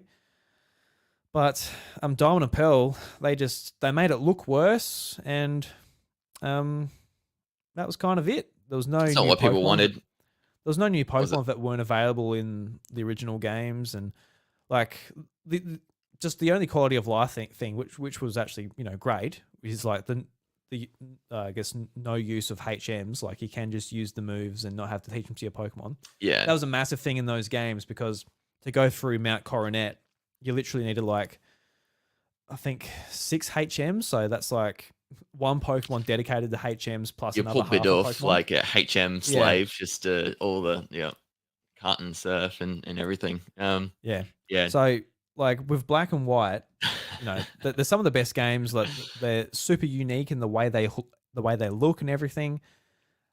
Just I do not want to see them get touched by it, but especially Yeah. so soon. Like we just had a remake. Usually, like remakes are like 7 years in between. Like, it's We only won't get been- Black and White this year. I agree. It's too Yeah, it's no. too early. It's we've only just and got people, Diamond and people are Pearl. only saying it because of like the Pokemon socials. They were posting like all of the legendaries because of the DLC. The Then they get to DLC, so they go to Innova, don't they? It's Yeah, they go to Unova, Yeah. and when it came to posting Zekrom and Reshiram, screenshots from Black and White, everyone's like, "Oh, this is a hint of remakes." Yeah. But in the past, Pokemon socials have never hinted at like a game that's going to be announced in a couple of weeks. From my knowledge, I don't like when it came to like the Hoenn games or anything like that. There was no like, "Oh, he's Groudon and Kyogre," and people then like Mm. it gets announced. Like, Pokemon's never done that. I don't know why all of like the hysteria sort of comes around it now, but yeah, I'm feeling down on Pokemon, Josh. I don't like. I'm I don't sorry, like mate. being. I don't like being down on it. Mhm. I try not to bring it up. Have you heard But of it's just Town that- World? Well, I'll play Power World. When I Yeah. get my Game Pass, I'll play it. But that's not the itch that Pokemon scratches either. That's going to be a completely different game for the most part. different. But Yeah. I think just That's- like yeah. aesthetically, and that it's got monsters in it and all that. Obviously you can make the connections. I know Bryce, he's been playing heaps of Power World. He's played over 100 hours. He's really enjoying it. Wow. So- Nice. Yeah, he's That's awesome. he's super into it. So yeah, Yeah. I'll get to it eventually. When it got announced, like I was like, oh cool, I'll give it a go. And here it came to Game Pass. I'm like, cool, I'll be playing it. But it's just this Ubisoft Plus sort of subscription sort of taken over for the month. So I've sort of dipped out of it. But I don't know. Yeah. I've got other stuff to play now, so I don't reckon I'll get straight back to Game Pass. So it's going to go on the back burner. And that's a good thing, I think. Like it's an early access game, so the more time they have to cook it, the better. That's right. before I get It's, into it. So yeah, It's still I'm got not to in do a a few rush. things, don't they? Yeah. yeah. But Unless it just dies. Hopefully, it doesn't just die and disappear before I get to I it. think I don't think it will. It's only increasing in number of people playing, so I think it's here to stay. And It's outsold Legends Arceus. Like probably the Pokemon game you can compare it to the most, yeah, which is correct. Yep. which is crazy. More active players. So yeah, you can probably very much expect the full game to come out now, because I think this Mm. developer publisher have had a bit of an issue in the past of actually fully releasing some games, but they've got enough money to not worry about that now. But yeah, I don't know.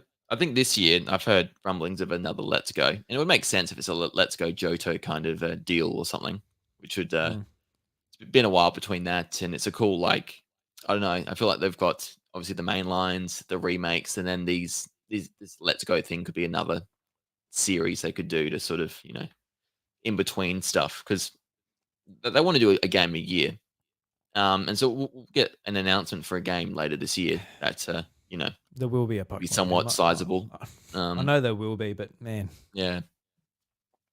just like the What last would you one, want? What would you want? Like a like a conquest or something, or a new mystery dungeon? Would that be something? Because we Yeah, got I'll- we got new Snap a couple of years ago, and that was awesome. And Detective Pikachu I last was year. about to say like I just want more diversity when it comes to the spin-offs. Like Yeah. sort of switch for Pokemon's been like you've had the main games which have at very least Game Freak has struggled when it comes to developing for a HD console compared to 3DS.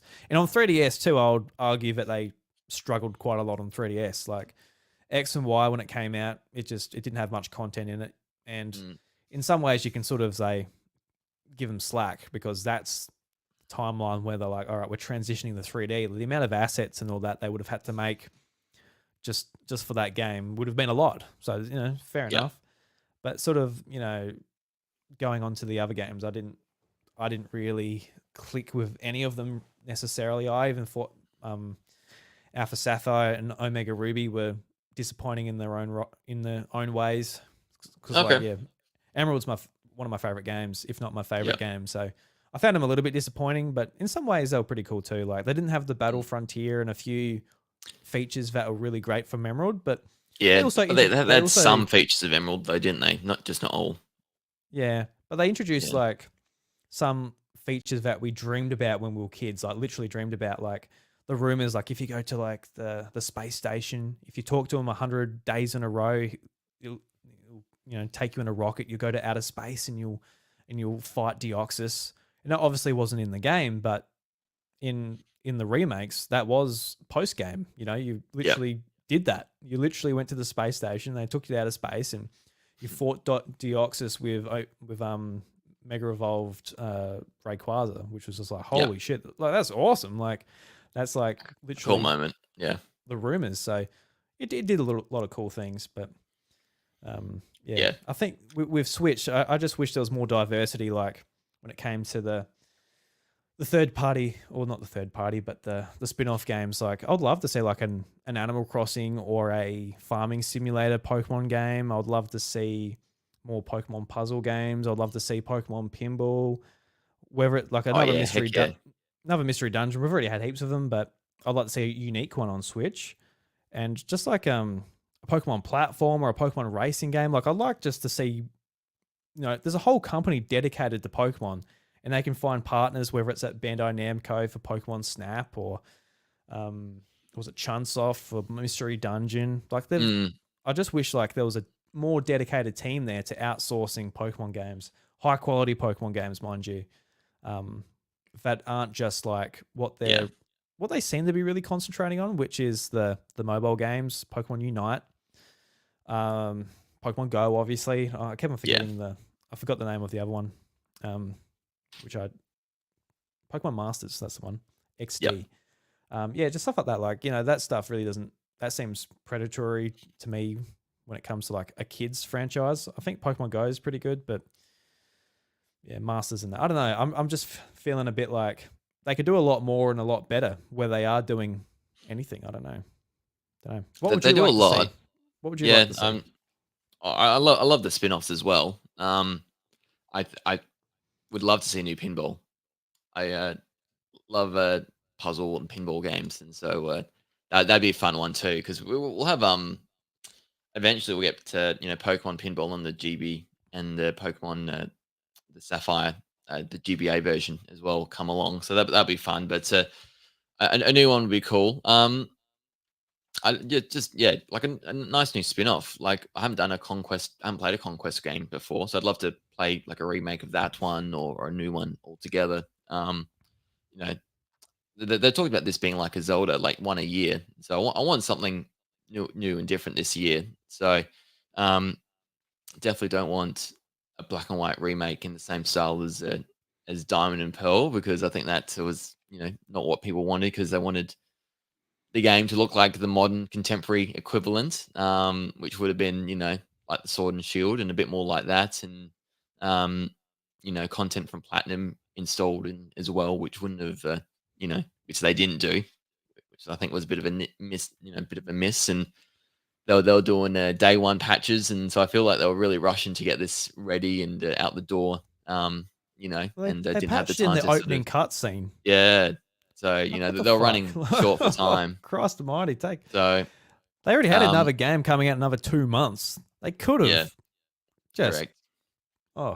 Anyway. So it's just one of those things. I think we expect stuff yearly, but there should be obviously care and a certain degree of like high quality to what they do. And we only say that because it is like the highest grossing franchise ever, and they have the money. It's not an issue of them not affording it. It is something they can definitely do. So, um, yeah, whatever spin-off they announce this year, I'll be really keen to play because yeah, I mean, Detective Pikachu wasn't amazing last year, but I still had fun sort of going through the story and understanding that new world and before that with new That's Pokemon true. Snap. That was such I a should fun give them time. yeah, I should give them credit for Detective Pikachu. It's just it wasn't my Yeah. thing, but No. you know, it's a kids franchise, so yeah, it's made for younger people. I did forget about that. I Yeah. need to give them credit for that, but Yeah. yeah, Yeah. So yeah. If anything, yeah, more of stuff like Detective Pikachu. But I really do think like an Animal Crossing farming game with Pokemon in it would kill that totally murder. worked. Yeah. Correct. Yeah, and I think it's obvious too Correct. that a crafting game with Pokemon in it would work too. I know Legends Arceus had heavy crafting in it, but like Mm. a more survival game like Power World with what's that doing? That's obviously got a bit of a hunger for that type of thing too. Yeah. So I I want to see think another Legends game. I can't wait for the next game they have in that series. That won't be for another little while, but no, that was great. I love the yeah, foundation they built on that and what it could lead to for future Legends games. mm, yeah. So yeah, Well, more of that.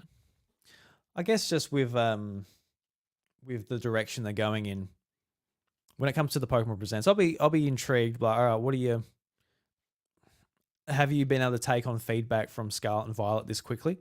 Actually, that's something I'd like to see. I'd like Yeah. to see them remake Scarlet and Violet. Just remake that. Maybe as a free update. I don't want to buy it again. I don't want an Ultra Ugh. Sun, Ultra Moon situation where the next year they're like, hey, look, we added a bunch of stuff. It's like I didn't like it the first time. Can you imagine it comes out on the Oh, Switch 2 upgraded and $10 extra and they fix it the way that people wanted? Would people bag them out for that? They've just sort of double dipped again and now it's good. mm. Yeah, well, But you we'll can't, find out. but then like we're listening to you, but at the same time you're also trying to gouge us for another $80, $90 now for the same game. Oh boy. I mean, hey, they could do it. Mm.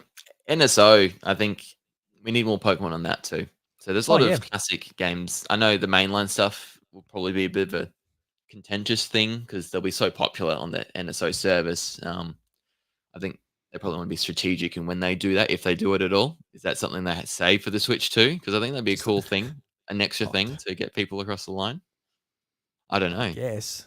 But for like Game Boy Yeah. games, like come on, just let me I mean, people if you don't emulate want to it, put them don't on a they? subscription service, just let me buy them. I'll buy them. I'll buy a collection, please. Yeah, Just yeah, let me do yeah, it. for sure.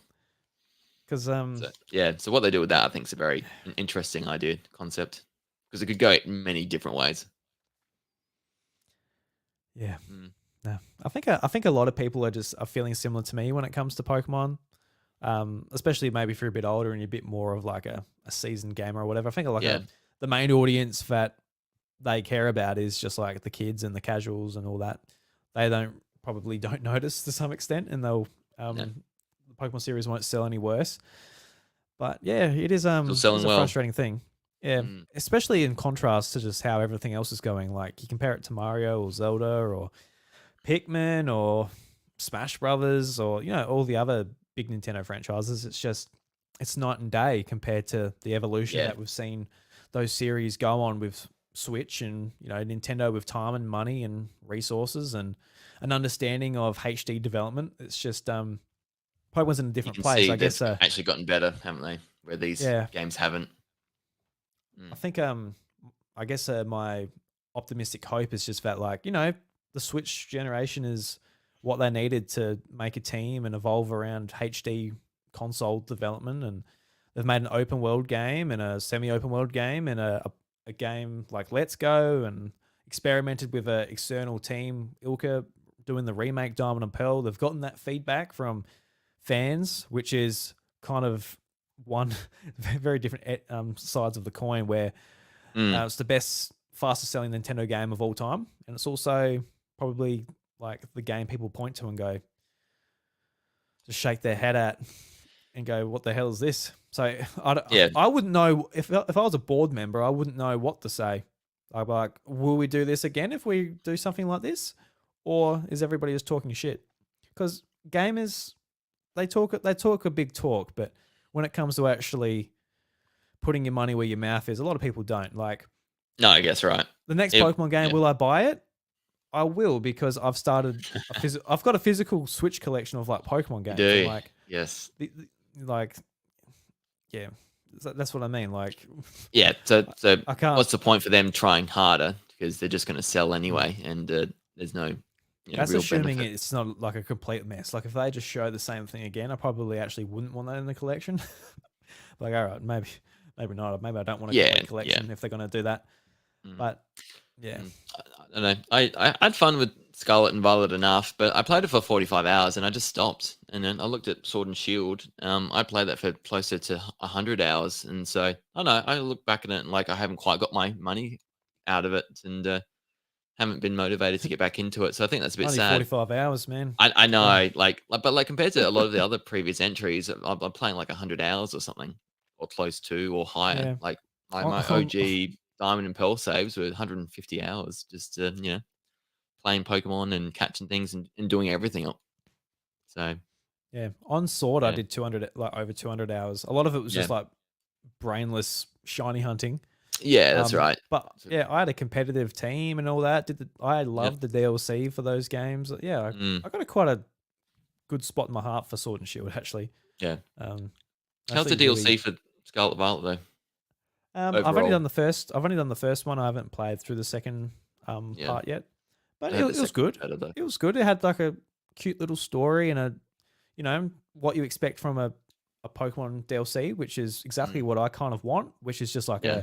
another area which isn't too big or isn't too small. New Pokemon to catch, new stuff to do. That's kind of exactly what I want from the DLC. So when it comes to like how they expand their games with their expansions, it's kind of exactly what I want. So I'm actually really Mm, happy with that. It's just like okay. the base game, they didn't fix it. So you still got those same problems. Like, I'm like, looking around, like I want to see what Pokemon's in this new area, and like that really tickles me. I love that it's open world that I can just Mm, go and go. Oh, like what? Like yeah. I didn't get any of the leaks or anything for the new Pokemon. So I'm like, what is that? And I run up to it, type of thing. But then like it disappears, or like the grass and the lighting's flickering, or I fall through the world, or like there was just I was always drawn out of it. Like yeah, it was just needed Mm, to be polished a little bit more. But I think just to that it finish did. this Yeah. Pokemon topic, let's talk about something we like in the Pokemon universe. Just like a Mhm. game that you really love, could be a spin-off or a mainline game, whatever have you. But what's like a Pokemon game you really love that when you think about like your love for the franchise, where does your mind go? Um, Oh, it is Pokemon XD, Gale of Darkness on the GameCube. Yeah, Oh, I loved nice. that Yep. 3D entry into the series for something that wasn't quite the mainline Pokemon game, but it was adjacent to it.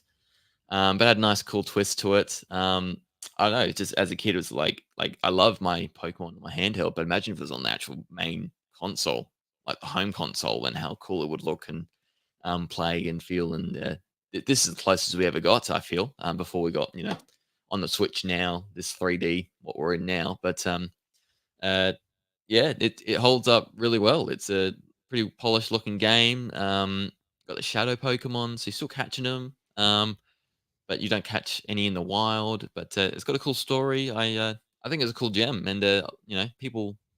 It came late in the GameCube's life, and not a lot of people played it on the original hardware. I feel a lot of people might have tried it out later on other means of doing it, but yeah, that's one of the fond memories I have as a kid. Outside of probably Silver, Pokemon Silver, I loved. That's probably my favorite mainline game. A lot of time for Johto, and not because it was just the 8 badges there, but you got to go back to Kanto as well and do all 16. So like bang for your buck and all the extra things I had in that game. Like no, very cool. Yeah, awesome. And Because like you're Emerald. You're Emerald. Your happy place, isn't it? The place you go Emerald is to. my happy place. Yeah. But it's funny because yeah, Gen 3 is my favorite generation. Yeah, it was my first one. I got a lot of nostalgia for it, and I genuinely think like Emerald is like one of the better games in the franchise. But that makes it sort of odd because I haven't played Colosseum or XD. It's a massive sort of blind spot for me in a Mm, franchise I've pretty much played everything in. But those are just games I've never gotten back to, and this year I'm definitely going to be playing Colosseum. I've got it loaded up. I want to play it. and I even got like the hardware that I needed to like, put my Emerald save onto PC, so then I could do like the cross sort of not cross save, but cross compatibility with the GameCube and Game Boy Advance, where I can use my Pokemon in Pokemon Coliseum and use the bonus disc to get Jirachi onto Pokemon Emerald and like do all that stuff just through emulation. Then I can put it back onto my official cart legitimately. So I've actually invested in that. So I'm actually like going to do it. You're gonna do it. It's gonna happen. Yeah. Keep talking out loud with it. We'll make it happen. But I think it's just like it's something that I missed because I really wanted a GameCube for Coliseum and Mario Sunshine, and I've told this story a million times. But my mum basically went into like the local game shop, Game Traders, and the guy said, "Look, GameCubes aren't very good. You should get a PlayStation 2." Yeah. She came back and said, "Hey, look, apparently they're not very good, but do you want a PS2 for Christmas?" Like, oh nah. Like, all my friends had one. So I'm like, oh look, I'll just go around there, and I had no desire for one. It's kind of weird in hindsight. Like, you reckon a kid would just be like, oh yeah, sure. Well, spend $200. It's not my money. Give me a PlayStation. That'd be cool. Yeah. That'd be great. There's like thousands of games I'd be happy to play on that thing. But no, I wanted it for like very specific Nintendo games. I didn't have a console at all at the time, and I think it just escaped me then. And it's like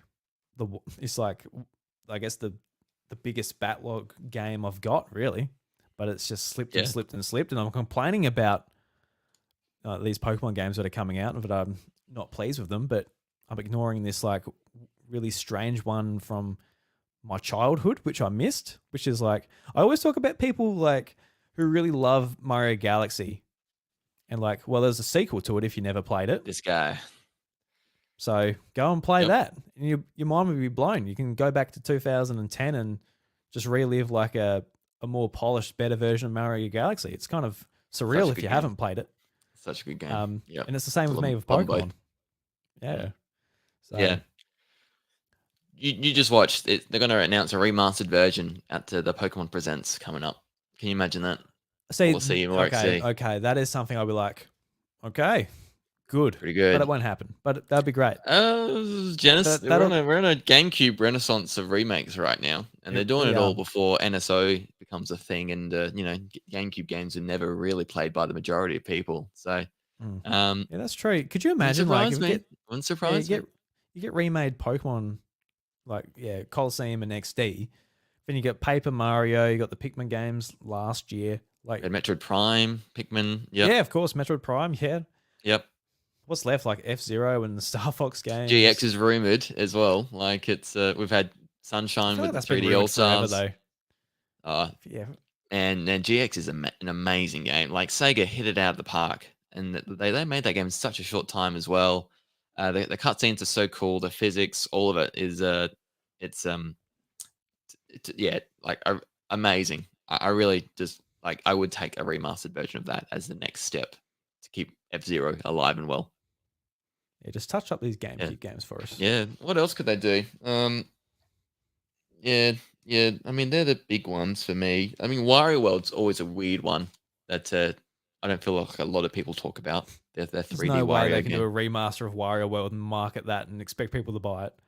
Like, maybe not. It's a great re-release. Give people the option to play it, but to do like a full remaster for it's a bit much. I've had the rumors of Wind Waker, of course, and Twilight Princess, both GameCube games, already out on the Wii U though. So yeah, whether they do that or not. Yeah, true. Sure. Yeah. A lot of people are waiting for Wind Waker and Twilight Princess to come out for Switch, me included. But at the same time, it's kind of, I don't know. It's been that long now. Yeah. Let's go back to Wii U and play it. Just suffer on that thing. If they're going to do a Zelda game a year, what's the one for this year? Good question. Probably them. Yeah, probably an easy one to do, wouldn't it? To keep things moving. Just another GameCube game out there. Yeah. So they've done most of these. They've remade most, haven't they? Link Between Worlds would be cool. I just want a brand new 2D Zelda game. I don't want to I don't really want to remake or remaster of anything. Just I love a new one. Yeah. I think 2D Zeldas sitting along the 3Ds while we wait for those big ones is the way to go. It's not Nintendo, but I really want like a HD 2D remake of Chrono Trigger. I'd love to see that because that's another Square have game been on my doing list. every other game remastering and bringing it back, but it's the big holy grail. So I feel like they're Even saving it for something like even Chrono Cross. the 30th next year. Yeah, Yeah, they've done Chrono Cross, haven't they? I feel like next year with the 30th, it will line up for that. Maybe mm, yeah, I because don't know. I've Yeah. got the DS version. I had that I've and I uh, sold I've it. started. Oh, dude, I had a physical of that and I got rid of it. Big mistake. because Yeah, back in the day, back in the on my day. DS, I had an R4 card, little DS cartridge with an SD card in it. You can put ROMs on it, Okay. and Yep. that's how I played like a few games which I really enjoyed, but I would have never found or bought. Mm. Um, Probably the biggest example of that is Aviva Pinata on DS. There was a DS version of Aviva Pinata. It was It published was by too, wasn't it? THQ. And I fell in love with that game. I got so addicted to it. Like at the same time, like I discovered Animal Crossing Wild World. Love Viva Pinata on DS. It's actually great. I couldn't imagine going what it looks like now. I'm sure it looks a little bit blurry and a little bit whatever. Viva But Pinata and DS. Wow. Okay. yeah, because on I 360, I remember how I viewed that game when the Xbox 360 came out and looking at it in the shops, like looking at the back of the cover. I'm like, this game is amazing. Like it's gorgeous. It's just stunning. Like mm, one of the best looking games I've ever seen in my life. Like it probably still looks really nice, just how colorful and that it is. But yeah. I yeah, couldn't get playing it on into it. DS it was different. It was like more isometric, like top view, Yeah. and it was like the same gameplay. You know, you got a little bit of land, and you get your little pinatas to fall in love with each other and get candy, and you can expand your land. It was really great. It sort of worked really well on DS, but that's sort of a a huge sort Yeah. of detour to where I was going. I had Chrono Trigger. I had Chrono Trigger on the R4 card, but the ROM was dodgy. So whenever you got through like, I guess the part when you teleported back in time, it froze. And I couldn't get past it. Ah, damn. And Yep. yeah, Let's get an official release to fix that now. yeah. So yeah, Mm. I would like to pick up an actual copy of it, but yeah, that is a game that's really expensive. I did see there's Oh a yeah, copy on. I found a copy on Facebook Marketplace, which is $100. DS one. $100. It's pretty good. It's not very close to me though. Um, it's like about an hour, well, it's a bit over an hour's drive. But did it ever get released here? Like with a Yeah, it did. I got it. yeah, Unless it because got imported. whenever I see it, it's always got an American rating. So it might have been a PAL version or yeah. Hmm. Yeah. Yeah, yeah, okay. So you can get them for about a bit over 100 on eBay. Yep. So better than the actual Super Nintendo version. Much Mm. much more affordable. But that's coming surely. That's they're remaking that. That has to be not too Yeah, far that's away. the thing. I've got all these games lined up where I finally want to Mm. play them, but are they going to remake them, remaster them, re-release them? Don't know.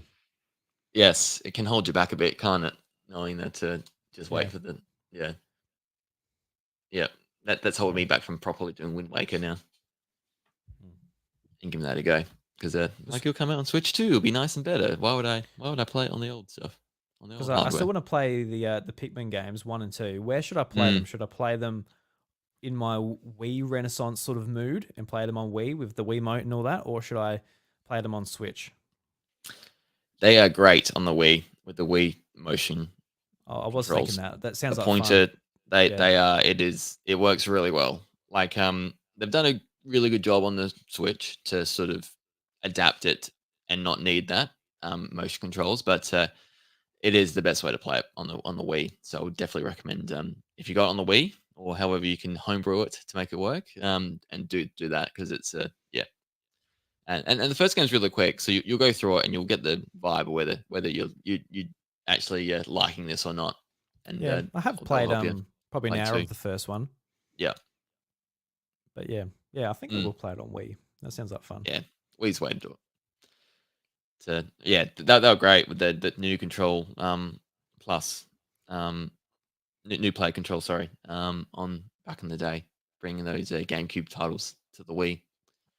kind of like what they did with the Wii U to the Switch. All those games they sort of brought over to the Switch for better sales and things like that. So that was why I got into Pikmin. Wasn't even on the GameCube. It was later on the Wii when they re-released it for them. I do wish that when I had the Wii when it was relevant, that I did play more of those games. I did just like, oh Yeah. look, Pikmin. I never played that and just bought it.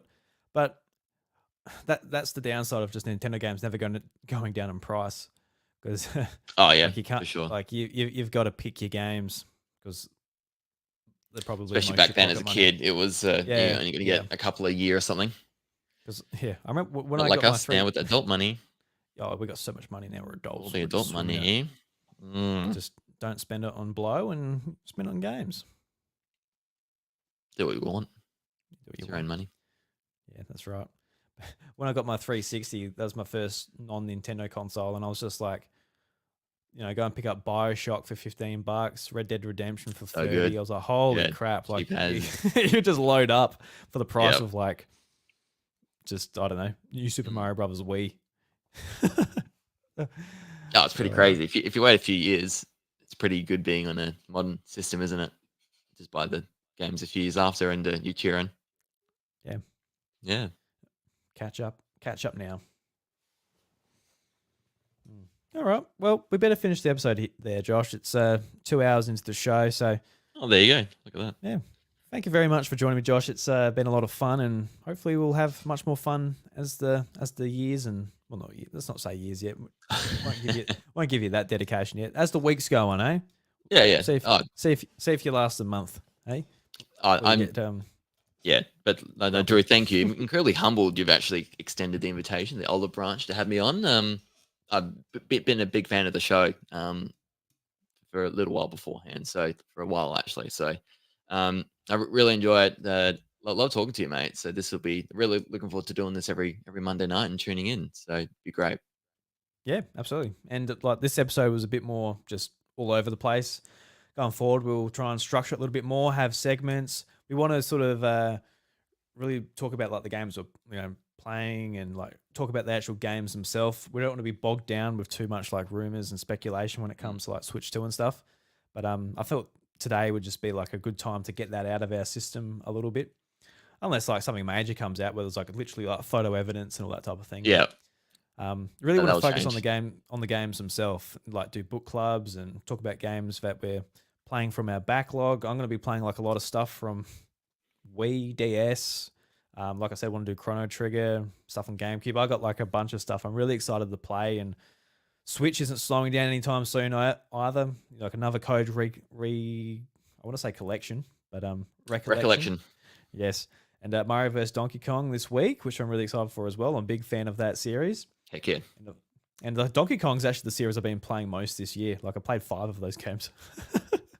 They're so good. and Amazing beaten them, platformers. Yeah. Yeah, You need one of absolutely. those.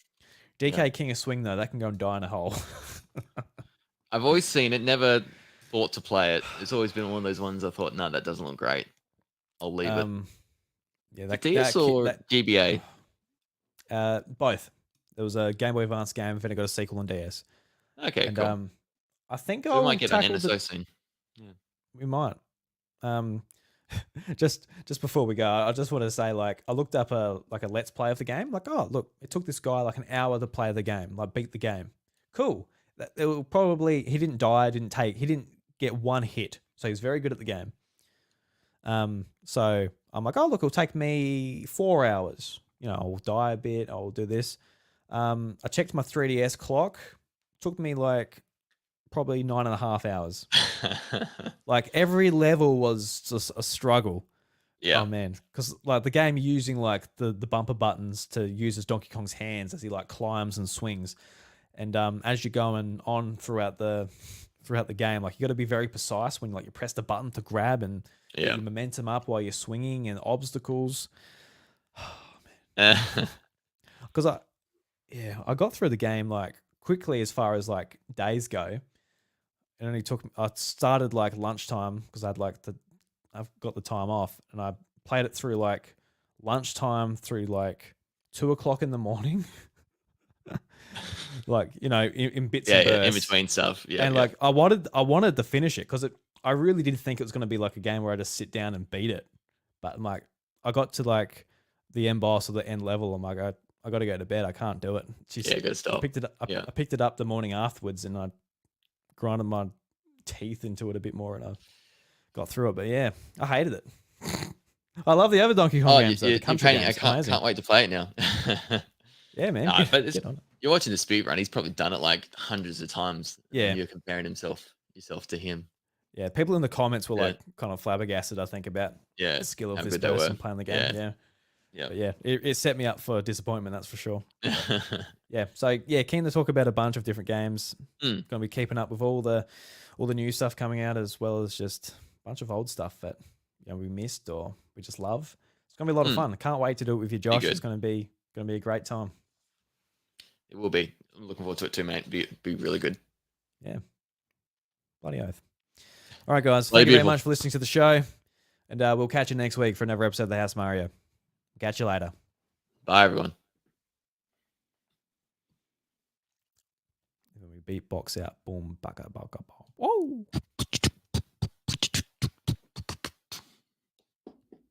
Wonderful.